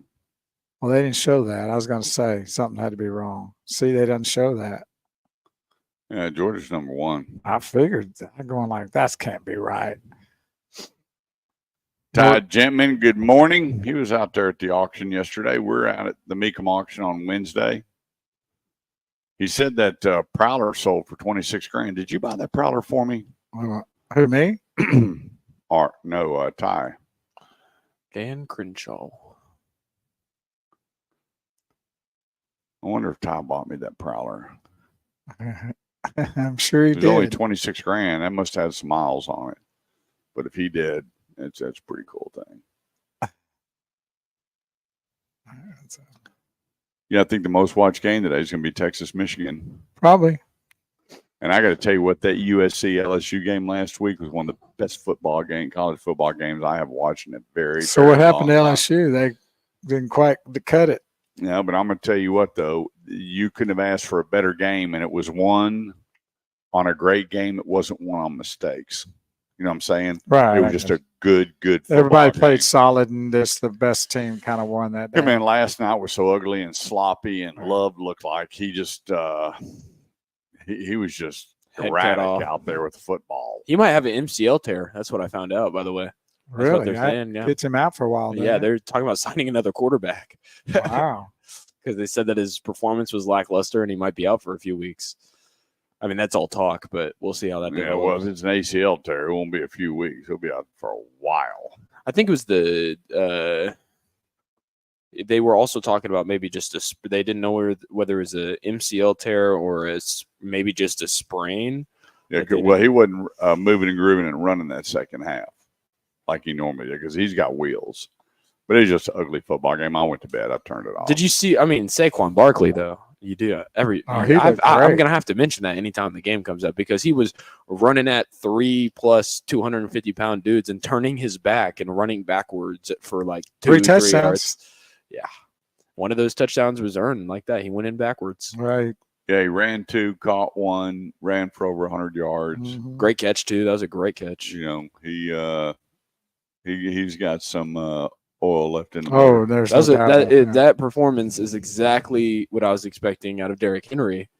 Yeah, but they didn't play Derek like that. No, they put Barkley to work day one, Right. and they did not put Derrick Henry to work day one. Well, you're going to see good results out of Ezekiel Elliott. So he's still got something in the tank. I'm not sure where the tank is. in his car gas tank. Take Zeke, take Dak, Can't they take, just retire? They got plenty of money. take Chili Dog. Who? Cowboys. Most of them. He got no money. He's over the cap. Ezekiel. That's because he puts Yeah, bad. but they paid him $1 million to come play this year. They put too much money into bad average players over the years. That's why Stepping on they my keep thing, by the getting in way. trouble. They You're don't stepping do on like my a lot of deal these here. teams do that knows when to hold and when to fold and when to walk away and when to run. So he'd be a Sprinter Pulling off van my headset over here. with Make sure those are Steve over your Jones feet. driving it, and he's put his dad in the Thank you. passenger seat, Zeke and Dak in the back seat, and drive away. Exactly. Sell the team, let Dak go somewhere else. There'll be a better quarterback come along. We've suffered for 30 years, so what's another year? and get another quarterback that when it comes, he doesn't have the Fran Tarkington syndrome. Well, the problem is that they sign At the him to playoffs. any deal at all, he's going to be around for another 5 years, and he shouldn't even be with us this year. I Yep. mean, Are they Well- saying they're really going to resign? I mean, yeah. what brain is at It's work back it's there? last year of his contract, and I don't know. I think they should just play it out. That's what I Well, would they're do. going Hold to. them They're going out. to play Yeah. it out to the end, see how they finish. It's going to be, I think that would be the smart way to do it. That if you don't produce, we don't need you here anyway. Why not? He's and already McCarthy made it. as well. I mean, Chili Dog. I don't get his play calling at all. And so, anyway, we have a Bible study tomorrow, so I'll be watching the game anyway. No big loss. I'm going to be watching tomorrow. So Yeah. once you're done with your Bible story, I can let you know how bad we sucked it up. Honestly, just pray. That's on it. That's probably the 30 best thing we could seconds. do for this team. Ain't no skill or luck or talent's going to take them anywhere. So Well, and it looked like our ex play caller is doing pretty good with Philadelphia. Yeah, yeah, he's figured it out over there yeah, already. well, yeah, smart guy. Chili Dog's got it. Took his job. You know who's a good play caller that should never been the head coach was Jason Garrett. Yeah, I know. You know, he had one of the highest IQs ever recorded Well, in the he NFL was when they do that test. Mhm. But he came from Princeton. I mean, the guy is a freaking genius. But he would, you know what? He should have never been a head coach. Kind of Right. like Norv Turner. You go down the, Yeah. you know, the list of all the guys they tried to make a head coach. That, you know, Norv Turner was one of the greatest offensive minds in It football. was excellent. You know what they did? They make him a head coach and he couldn't win. Was Garrett a good OC? Oh, Yeah, he you was know, he excellent. started in New York with the Giants and then came to the Cowboys as a backup quarterback to Aikman. I didn't know that at all. Yeah. And money.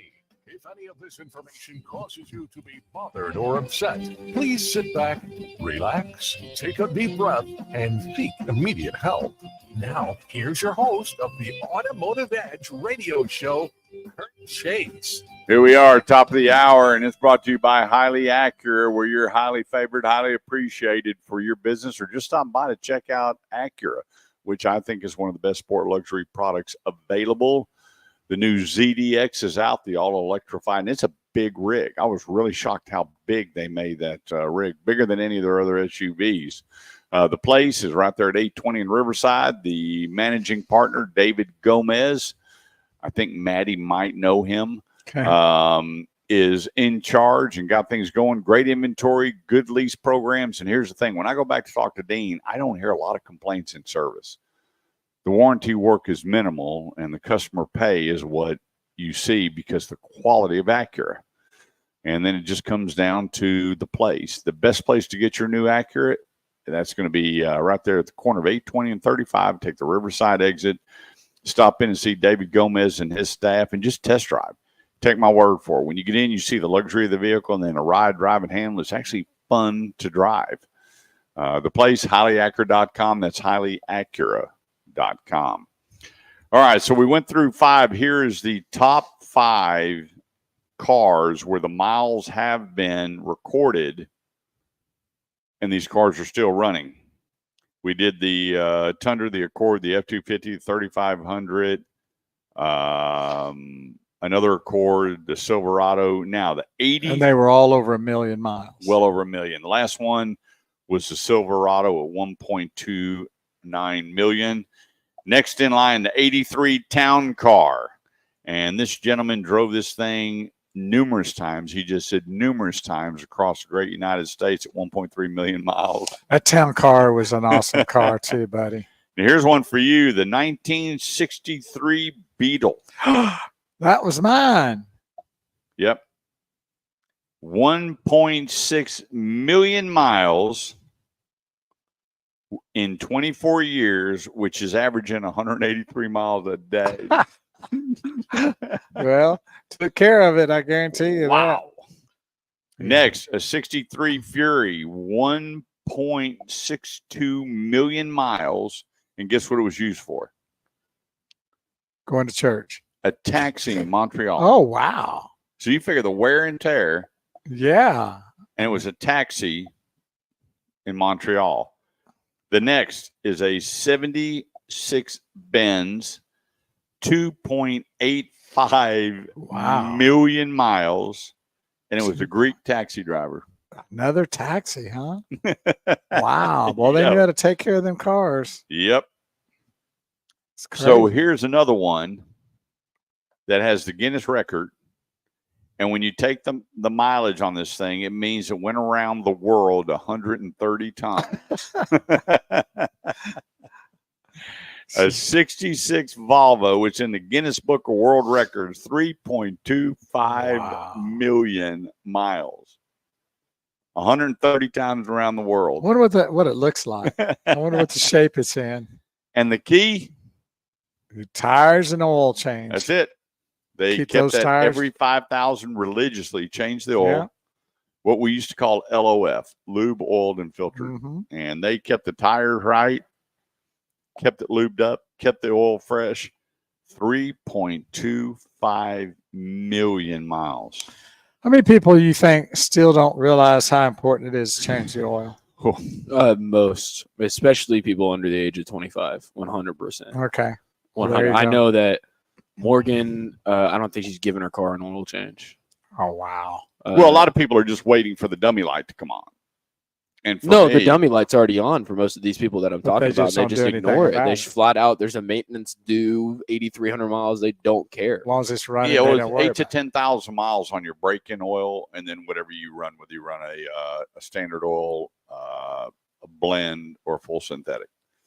And so I told my son, he goes, well, Dad, the light hadn't come on. I said, come on, pop your hood. We go out there, and I take the dipstick, put it in, pull it out. I wipe it off. I don't even lick the rag. I shove it back in there, and then I put my fingers on. I'm like, look, because the dummy light will tell you when the oil and the pressure and everything starts to come down. If you're hard on that car, you could have a full amount of oil, but it's dirty because you're so hard on the car, starting and stopping, cranking your AC on full bore all the time. You'll drop the viscosity and the quality of that oil, a lot quicker than, a high detergent full synthetic oil.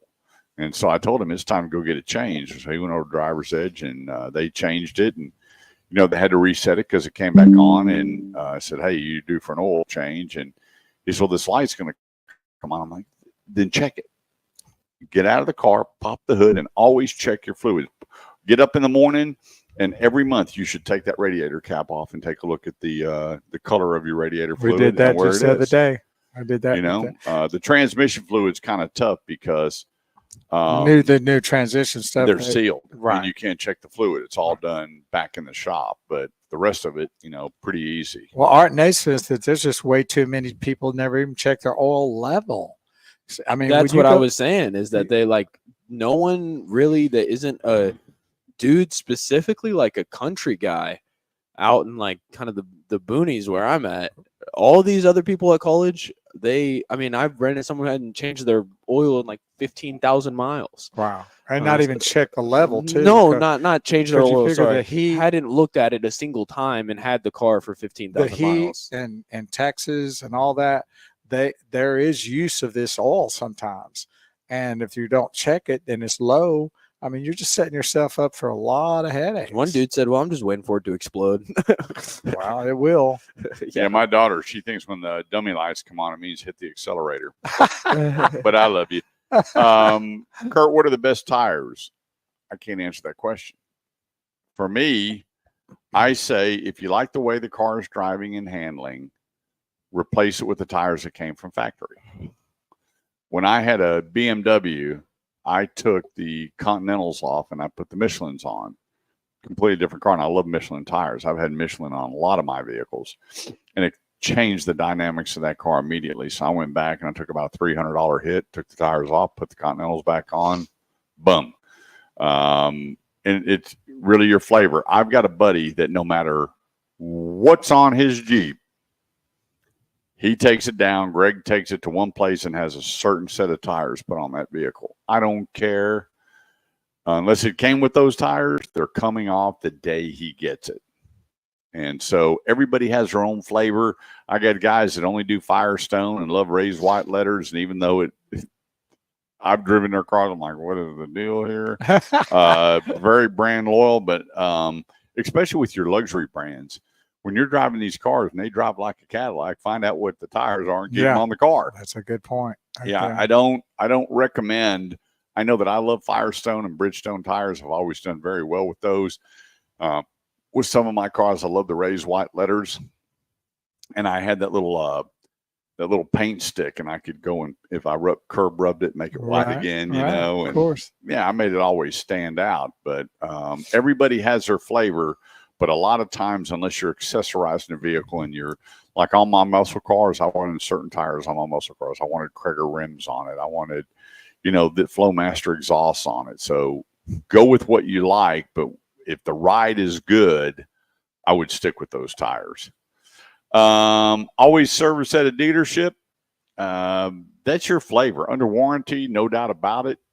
Always take it to the dealership under warranty. For oil changes and everything, a lot of people are big coupon shoppers and discount shoppers. Just make sure you know the place. Sometimes a discount can backfire. And sometimes a discount can be a great discount. Well, I think you got to also kind of be on the lookout for a lot of these quick lubies. I know that we experienced something with the Honda when we had it, when Graham went and had the oil change at one of those places, and they dropped the plate underneath, or what it called undercarriage. They dropped the undercarriage, and then they forgot to screw it back up, and the thing was flopping on the ground and dragging the ground, and they didn't even have to change the oil by doing that. So it was just a big mess up from the whole beginning, and they actually claimed they didn't do it. I'm going like, it was crazy. Drove in with the car, driving fine, drove out, and it was scraping on the ground, and somehow it's not on them, it's on us. So I was like, well, last time I checked under the car. Last time I pulled in, it was just 5 minutes ago. Wasn't doing that. It was together, so. The whole thing is, if you don't know the place and you're just searching for discounts, does it make it a good place or a bad place? I'm not going to answer that question. We're not saying that. I have 2 places I take my car. I take my car to either the dealership or Driver's Edge, period. And I know Joe up the street. I can walk in and talk to him. My son knows Joe up the street, and I got friends that know family members, the one up in Prosper, the one over at Little Elm. And so I know these GMs because I've got my family. My daughter takes it to the brand new one on Virginia Parkway where we did the grand opening. Place, yeah. So with that, I would, if you have a good mechanic, Kelly Olson was my guy for many, many years. This guy could diagnose a car blindfolded. He was that good, and I trusted him with every vehicle that I had. But under warranty, my car goes right to the dealership. And then after warranty, if they're taking care of you and you're enjoying it, you get to know your service advisor, and the service advisor has his own team of mechanics, leave it alone. 30 seconds. 214-787-1190. That's 214-787-1190. Let's take a quick break. I'm Kurt Chase with the great one. We'll be right back. Art says if the card isn't showing and it holds air, most rednecks are happy with their tires. It's funny. How many buddies you have that steel belted show and they tell you they still got some leg on it? It's still got air in it, baby. It's holding up. That's another thing. You're surprised how much people run those tires down to the slick. Well, they're so expensive. Yeah. An average set of tires now is $1,200. It's crazy.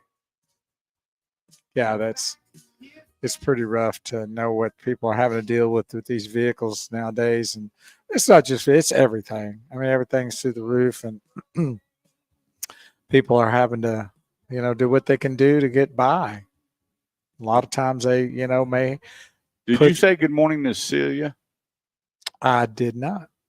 Celia Burrows has joined us this morning. Yes, she's from Beaumont, Texas. We grew up in church together. Boy, those walls were shaking when you went in. Yeah, they were. She will testify to that too. Pastor, look up. Bo's coming in. Yeah, Sheila Caruth. Her parents were great people, and she's a sweetheart.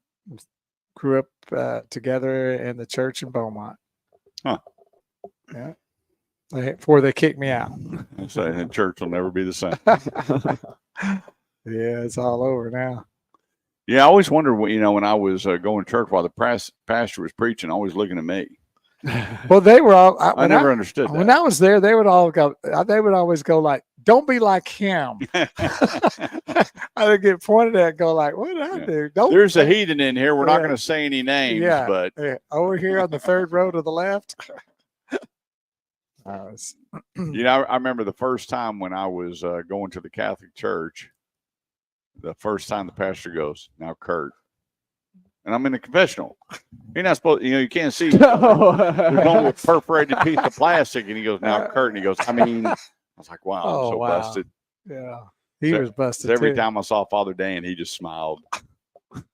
He goes, sure they saw. He goes, buddy, one of these times you think you come in there and shorten that confession a little bit? Yeah, but look at all the fun I'm missing out on. I tell you what, I said enough Hail You're Marys supposed to and Our forgive me all Fathers my to get sins. everybody to heaven. Oh. Yep. Yeah, those priests supposed to forgive you of all your sins so you can come back in the next week and tell them the same stories. Well, he gives you penance. It's all, I guess, all in what you do with it. Yeah.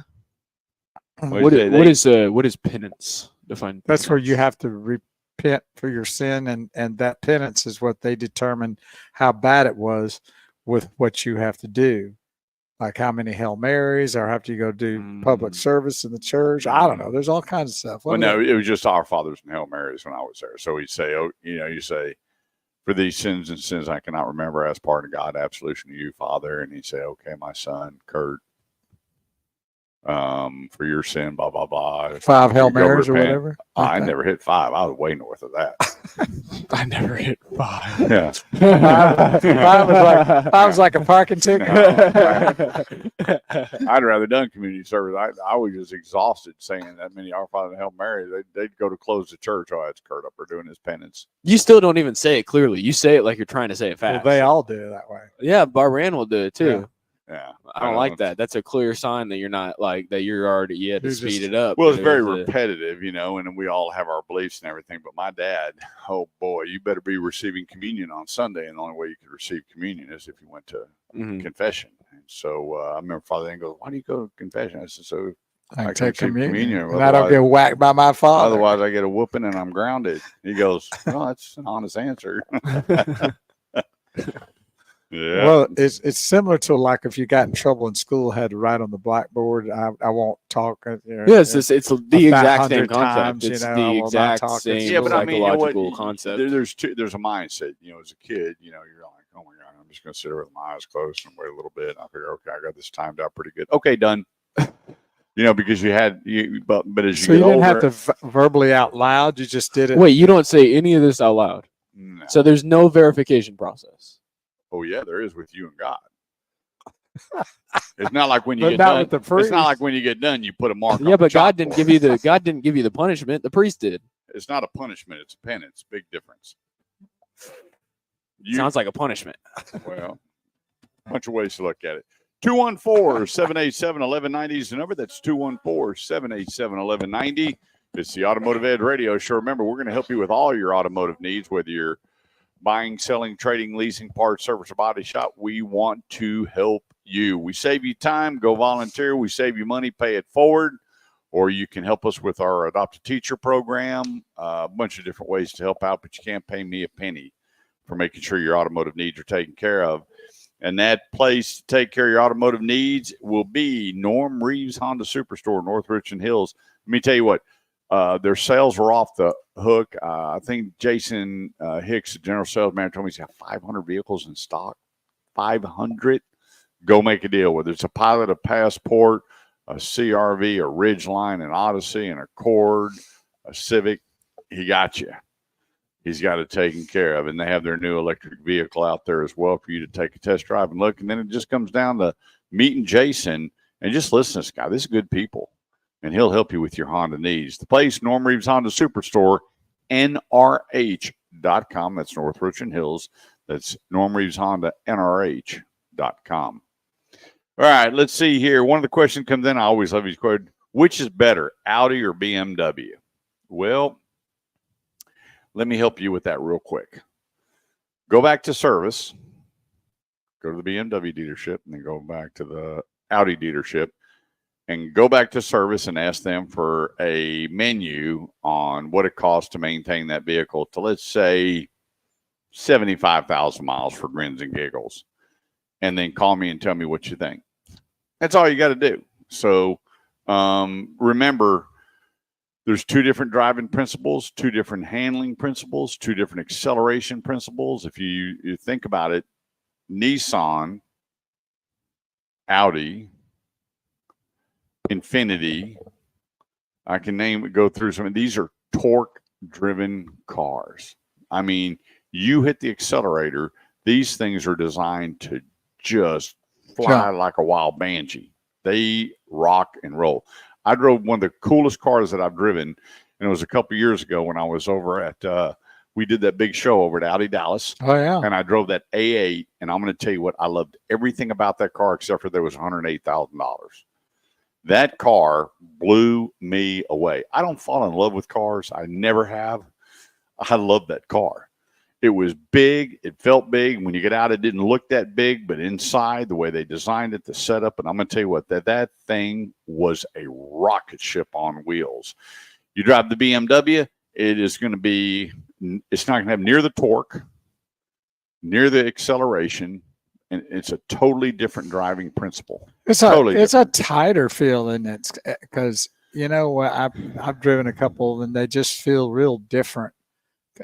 No doubt. That's the only way I could really explain it. It's just kind of like Volkswagen when you get into German engineering, you know, and you get into somebody, you go to barely turn the steering wheel, that vehicle's reacting. You look at Audi and you're going, 75 miles an hour and you barely turn that steering wheel, that car is going in that direction. These things are so well precisioned and tuned.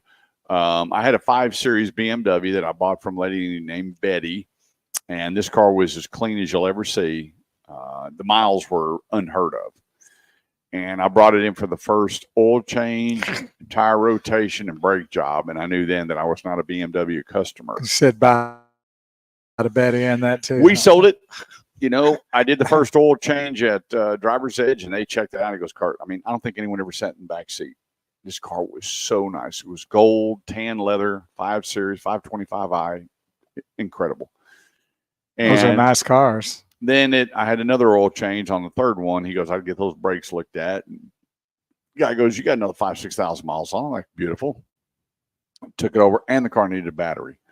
So they replaced the batteries, the brakes, and on the BMWs, they don't turn the rotors, they replace them. Okay. And then I had to have the speed sensors replaced when they did the brake job and replace the rotors. He handed me that bill, and he goes, are you okay? And I said, Could I sit down for a little bit? I said, where's your used car manager? Oh, and he goes, what do you think? I said, and he goes, he's over there. So I paid the bill, and I walked over, and he looked like, goodness gracious, this thing is unbelievable. It was spotless. And I said, you like this car? Oh, yeah, I like this car. Well, for the right price, it's yours. So for me, the Audi A8 versus the 745 IL, I take the Audi in a heartbeat. No doubt about it. Even their 6 Series versus the Audi A8, I take that Audi A8. That thing is just, incredible vehicle. I don't know they could have done any better on it, but that's my choice. And I always tell people that the way I drive and the way I like things to handle and accelerate and go is going to be probably different from you, different for Bo. We all like our own little things about different vehicles. So it's the one that you put your butt in and drive for a good hour to make that decision what you like the most. But with the Audi, keep your distance behind people. When you pull up to the light, keep some distance, because when that light turns green, you hit that accelerator, you're going to be right on top of them. It's a totally different. Same thing with Nissan. That Nissan Maxima, I always told people, was one of the coolest cars in its class. The only thing that was really you had that no one even spoke about was the Nissan Maxima and the Toyota Avalon.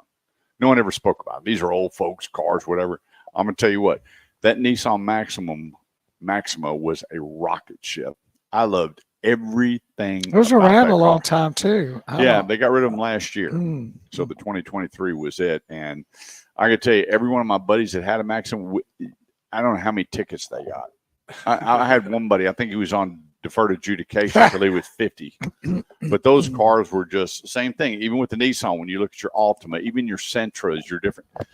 That's the way they're designed. So Audi, I'm not a big fan of the SUVs. I'm not an SUV guy, although there's some great SUVs out there, really cool stuff. I'm a car guy, but I enjoy test driving them and sharing the information with you. But that Audi A8 would be in my top 5, easy, probably my top 3.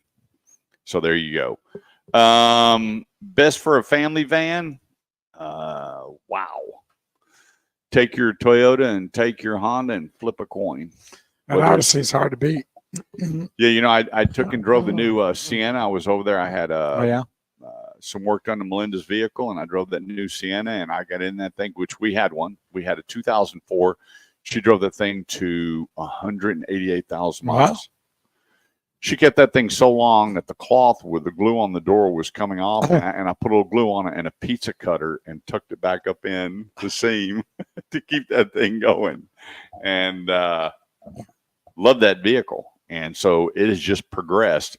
In fact, I tell you what, Will's talking about getting a van. Well, he's got his family moving in here now. He's going to have to need something. And so flip a coin. We've taken the Odyssey and the Sienna on multiple family vacations. When we do the best barbecue in Texas, we've jumped into Sienna and taken it all across the state looking for the best barbecue. I love both of those vehicles. That is a coin toss. Either one that you put in my driveway, I would be ecstatic with. And they're both priced. If you go the XLE versus the EXL on the Odyssey, so you have the XLE on the Sienna, and then the EXL on the Odyssey. I don't know how you can go wrong with either one of those vehicles. Now, I would just tell you this. They do drive a lot different. You have one that's got more of a sporty, more of this kind of a feel, where the Sienna is going to have a little bit softer of a ride on the vehicle. Really the only two minor differences, but two great vans. I'd take either one of them in my driveway. What do we got here? SUV with the best resale. That question right there is real simple. It's the one that you take care of the best. Now, when it comes to leasing, the Honda CR-V's always been up there on the top. The RAV4's always been up there on the top. Your Mazda CX-5 has really jumped up on top. But now you take a look at what the domestics are doing with your Navigators and your Yukon, your Denali's, your Explorer, your Expeditions, your Tahoes, your Tahoe Diesel, your Suburban Diesel. That is such a different market, especially in your big SUVs, that I was at the Mecum auction Wednesday. I'm shocked at what these old Suburbans were going for going across the line. The old Ford Excursions, what they were going for. So those big rigs, a lot of people hold on to them very, very long. But flipping these, let's say they all have 40,000 miles on it and they're all clean, they're all going to have great resale value because that is a very unique, very devoted market in the big SUV side of things. Drive them. Spend at least an hour on your test drive. The 80-10-10 rule. It'll never fail you. 214-787-1190. Let's take a quick break. I'm Kurt Chase with the man, the myth, the legend, Big Wheel Bo Carver. We'll be right back. Let me ask you something, Father. Do you think this weather app is a little dramatic here? Let me read it to you. All right. We've got an allergy warning. High pollen in the air. All right. Okay. I'm like, all right, that's good info. Looks pretty clear to me. I mean, yeah, but pollen is so small. Oh, yeah. Well, inseparable that it's like, who cares, right? The point is it's very high. The main allergies, grass, a little bit of tree, and a lot of weeds. Okay, morning, John, right? Good information that it'll affect pollen-sensitive individuals. Here's where it gets confusing. Do not wear wool clothes outdoors. Anti-pollen sunglasses recommended. High-performance mask recommended. Avoid outdoor activities. Recommended to close windows and doors and turn on air purifier. Recommended to take a shower after any exit of your home. Is it Armageddon outside or is it like tree pollen? I'm really confused. I was reading this and I was starting to prepare for an apocalypse. Well, I think they are. I think they're trying to keep you from. You always got to look who posts this. Yeah. What kind of people are posting it, and the companies are allowing that to happen. Whoever to post that stuff. This is. Let's find out here. And then you meet them, and then you go, okay, I get why you did it. This is the official weather app news. Well, there you are. Yeah. So this is the most popular weather app that you can be on, and this is what they're putting out right now. This is the level of performance. They don't even get it right when I check about where the weather's going to go. I use the WAP. The Fox do 4 that. WAP, yeah. I use the WAP. Really That's good what I stuff. use. Everything's been dead on. Usually pretty Well, good. plus, no one in the family, we're really blessed. No one has any allergies. So, Yeah, I don't really care about the allergy stuff, but maybe they're saying anti-pollen sunglasses recommended if you are severe I would think allergic. that's probably. you know, I'm blown away, though, when they show the allergy season starting and they go down there in San Antonio and the wind picks up, they show all that yellow pollen I flying know, out of San that's true. Antonio. That is unbelievable. We've seen it here before too. Oh, yeah. When you get up, sometimes your car's covered in yellow. I've actually never seen a big pollen deposit in person. I've seen it online, but Oh, John Wright. You remember John, right? Yeah, he can't be wrong. You can't be wrong. John's always right. And see, he can literally say that. I'm always right. It is exactly. Now, hopefully, he votes right. Yeah, vote right. I believe he will. I got some people a little upset with me that beginning of the show, I talked a little bit about Trump. They were kind of upset with me. They made some comments on my personal. Well, so what's the problem? I don't get it. hey, don't vote for Trump then if you don't want to. Like I don't want to be that think guy. He said But anything about Trump. I think there's a little bit more about the. no, you actually KH. you sounded more upset about another person. You know what? that you didn't want to name. I resort everything back to, and I was telling a buddy the other day, I had a coach that he just wouldn't quit cussing and yelling. All he did was cuss and yell. And he didn't like the fact that I was a left-handed quarterback, but his son went down and they put me in. His son did not come back the rest of the season.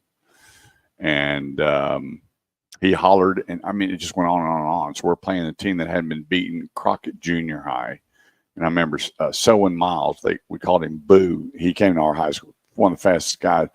In fact, his brother Lynn Miles actually outran Lamb, Ham, and Jam Jones out of the University of Texas. Wow. I mean, he was these two brothers were incredible.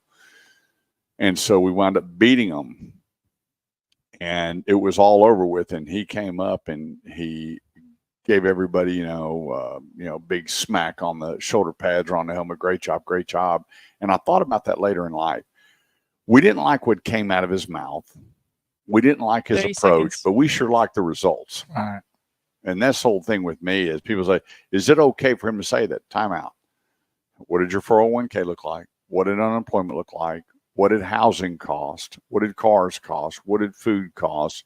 What were gas prices? And when you're How about the safety of our oil world? independent, when you're oil independent, your economy will never be better.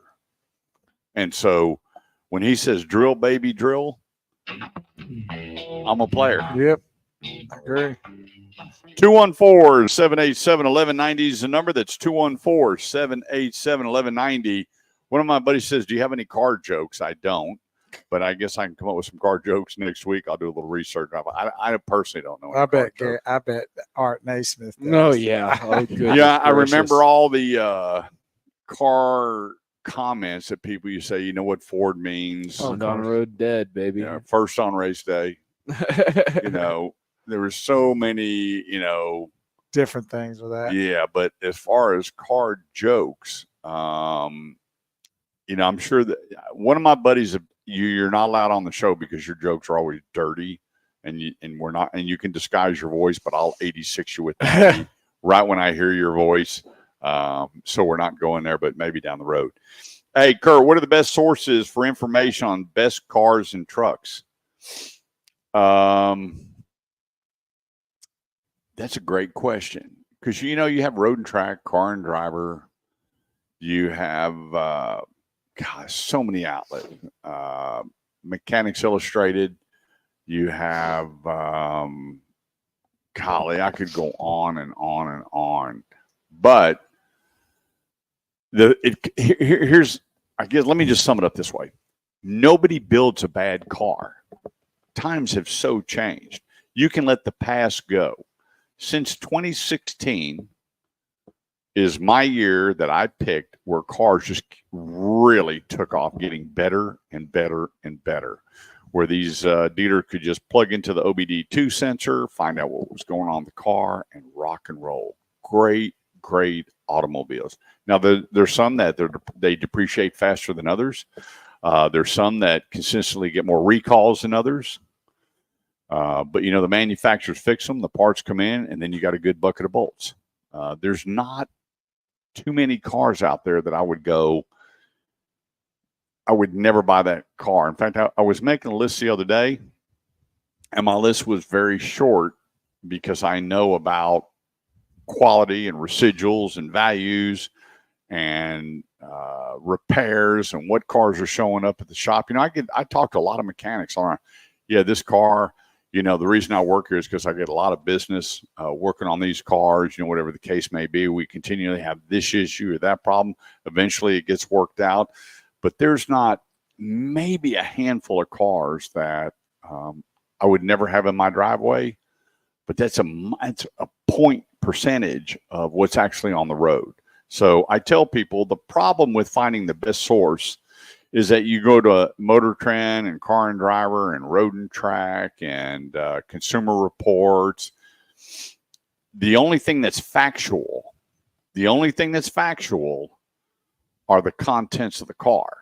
Remember that. That's the only thing that's factual, that it does have 300 horsepower, that it does have independent suspension or a ladder type suspension. It does have this size tires. It does have this payload. It does haul 4 people. It does come with all these options and the color. That's all factual. Everything else is their opinion. It's just their opinion. Bo goes and he drove a bunch of trucks with me about a month ago. Right. And when he got out, he goes, my favorite one was that V8. He didn't talk about the seating, or he talked about the acceleration and the power and what he felt when he got into that truck. He didn't go, hey, the ergonomics of that captain chair, really, that's not what we heard. So Bo's opinions and thought was he loved the way this thing just took off and drove in hand. He goes, that's the old truck I remember. So that was Bo. For me, the comfort of the seats, but the only way you find that out is at least an hour driving the vehicle. Because when you get into a new car, the new car smell takes over. Your blinders are on. You're just thinking, oh, my gosh, this thing's brand new. It's even trying to how to operate it a little bit, because when we drove all these different vehicles, they all were a little different. You had to get in and figure out this, that, and the other, and what to do with this before you even got going. So it does take a little time, each vehicle that you set in, to just get a feel of how to even start the thing and go. Yeah, because you don't want to be going down the highway figuring out where everything is. No. And that's just getting in. So if you're not test driving that car for a little while, like you say, like at least 45 minutes an hour, then you're not doing what you should do diligent wise for your decision.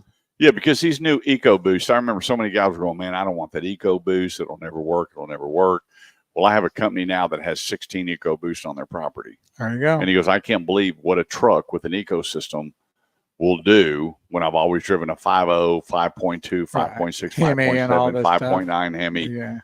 I'm going, just drive it and then look at the capacity and don't exceed the capacity of the vehicle. But for me,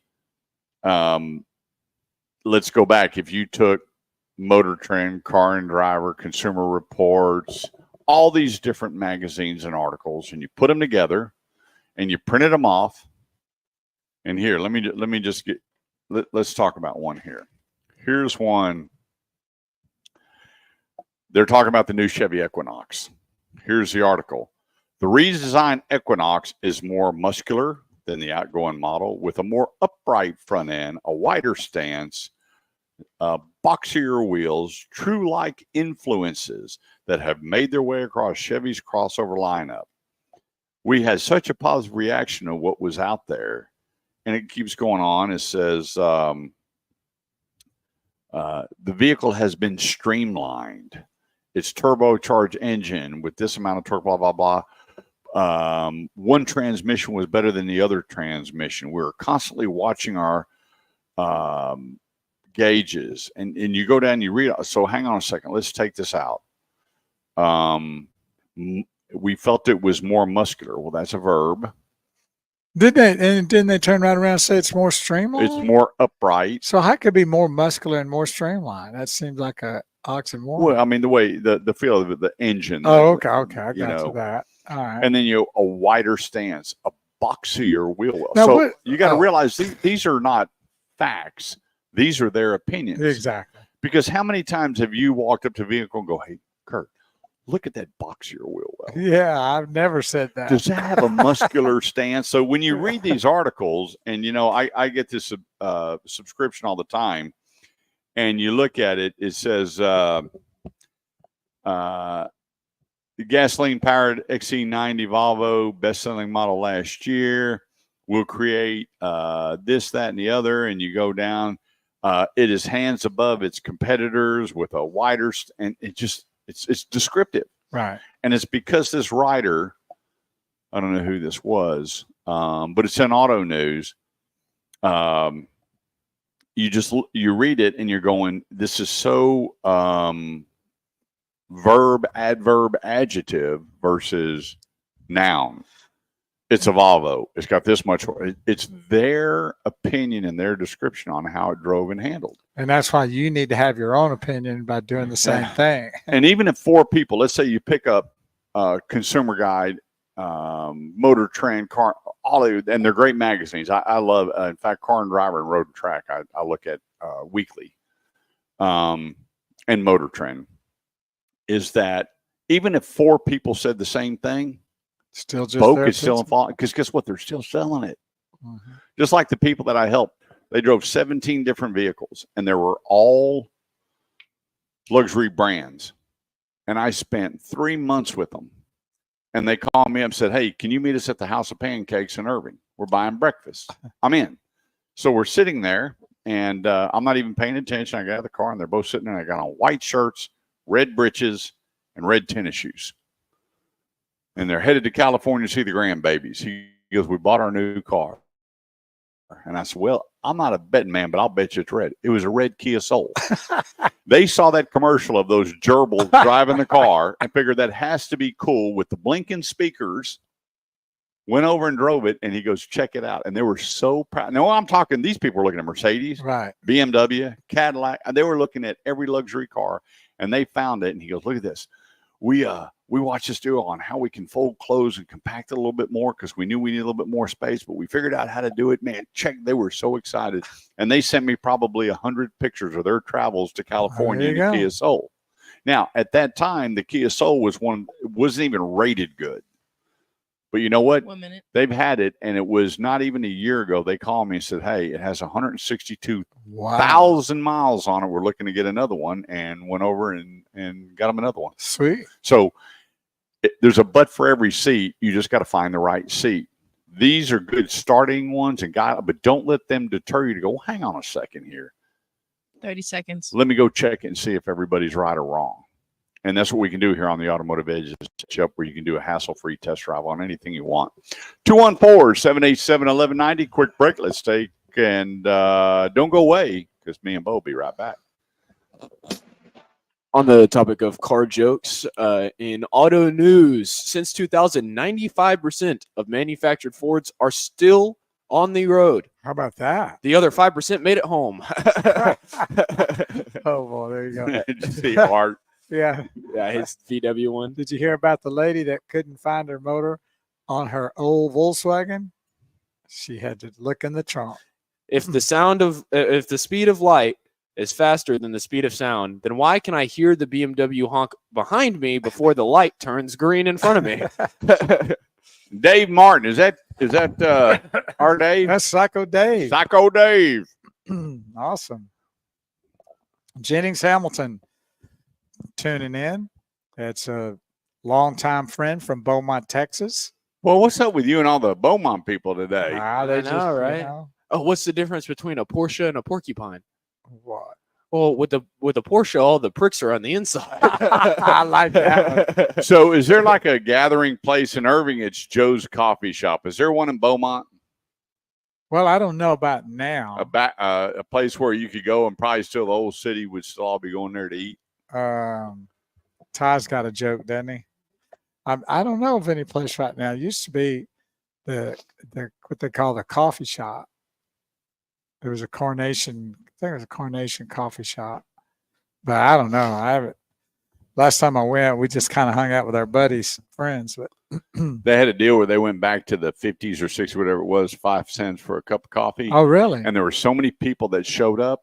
The In waitress, Irving? the waitresses were outside with 2 pots of coffee Oh, and one in wow. each hand while people were waiting to get in, filling up their coffee. Wow, cups. that's cool. Holy cow.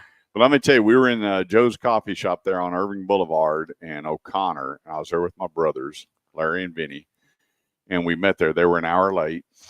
So I got to drive through Old Irving and cry and go through memory lane. But when we got there, you wouldn't believe how many people walked up to say hello.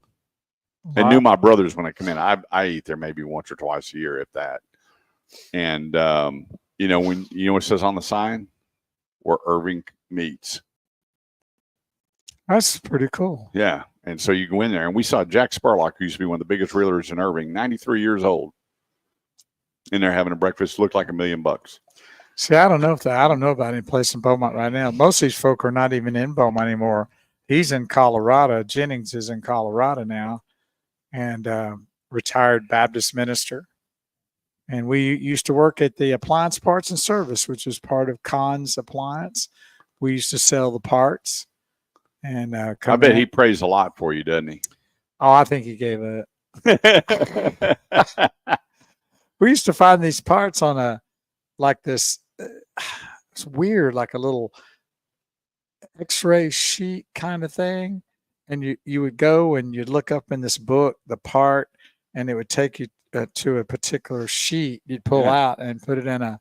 Yeah, and then scan around till you find it. Yeah, and then you find the part. part. I remember that in our parts department. You did that too? Yeah. That's what we did at that appliance. They had Parts that file, and Service. they'd take that sheet, and they'd hold it up, and they'd slide it in the deal, and they'd take that thing and move it around. That's how we found the part. Oh, yeah. Said, there it is. That it? Yeah, that's it. And you get the number, and then you go in the back and look for it in the box. Same way? Same way. That's cool. He and I did that for a couple of years together. And and after met you, he went right into ministry. It couldn't take him long. He figured he better get on it quick. I bet Jennings got some good story. After hanging out with Bo, I know I needed to find God. Yes, he did. He certainly did. He said back in the day in Beaumont, we all hung out at the pig stand. Correct. That's right. I called it the coffee shop. It was a pig stand. There was 2 of them. There was 2 pig stands. There was one on 11th Street and one on a College. And you just made a drag. You'd go circle like this. This is one here and one was down here. And you just go through that one, go back down 11th Street and then turn on College and go around that one back around. And there was a circle right here. And the circle was kind of cool because everybody just kind of go around the circle like the new circles now. They did away with it, but it was a big thing back in the day. Those were fun times. 30 seconds. Yeah, the pig stand. That was it.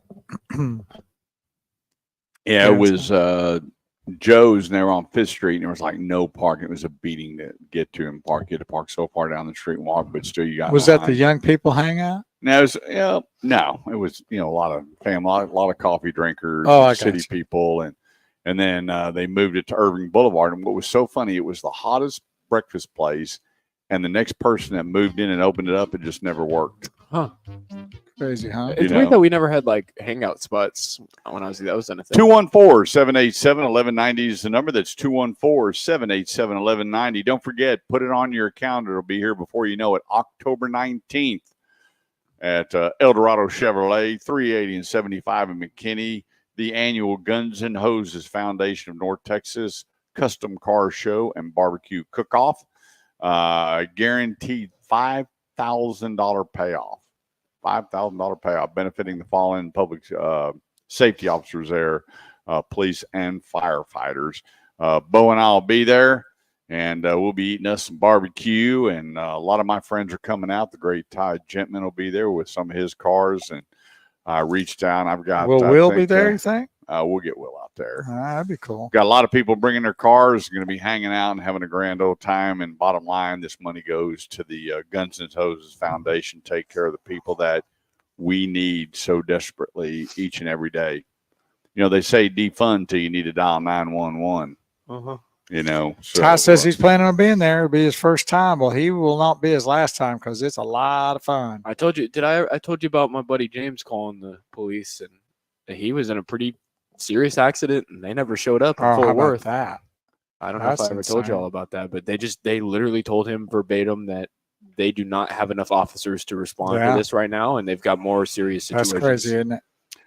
214-787-1190 is the number. Remember, if you've got an automotive need, if you got a family that has an automotive need, go to theautomotiveedge.com, click on Ask Kurt, leave me your name and number. I'll give you a phone call and make sure that you're taken care of.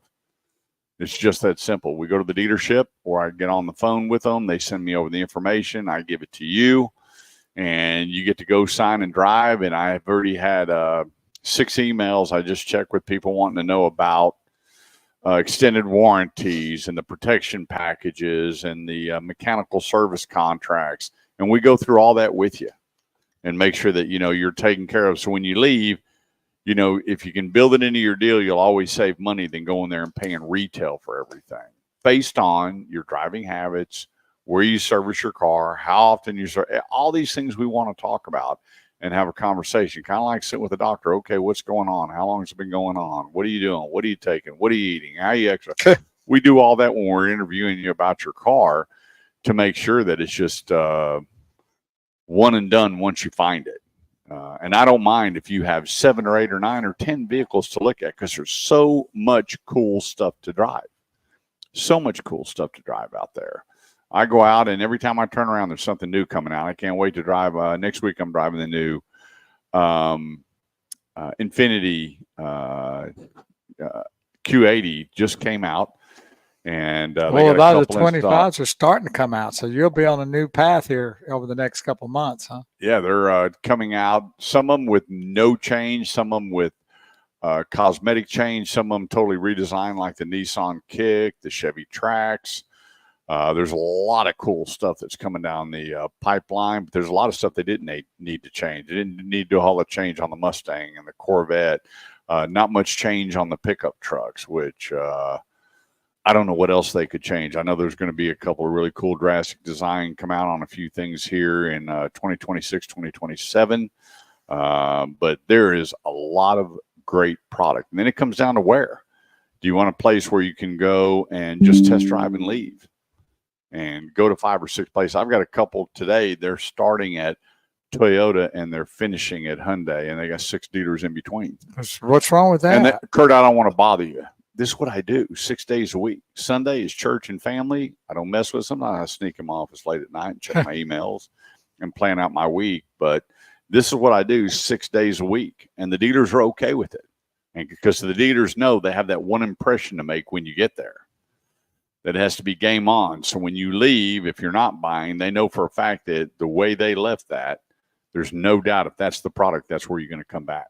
So we set the bar very, very high for you, the consumer, while you're out doing all your legwork and shopping. But go to theautomotiveedge.com, click on Ask Kurt, leave me your name and number, and I'll jump on it. We'll make sure that you're taken care of, and I don't care what it is.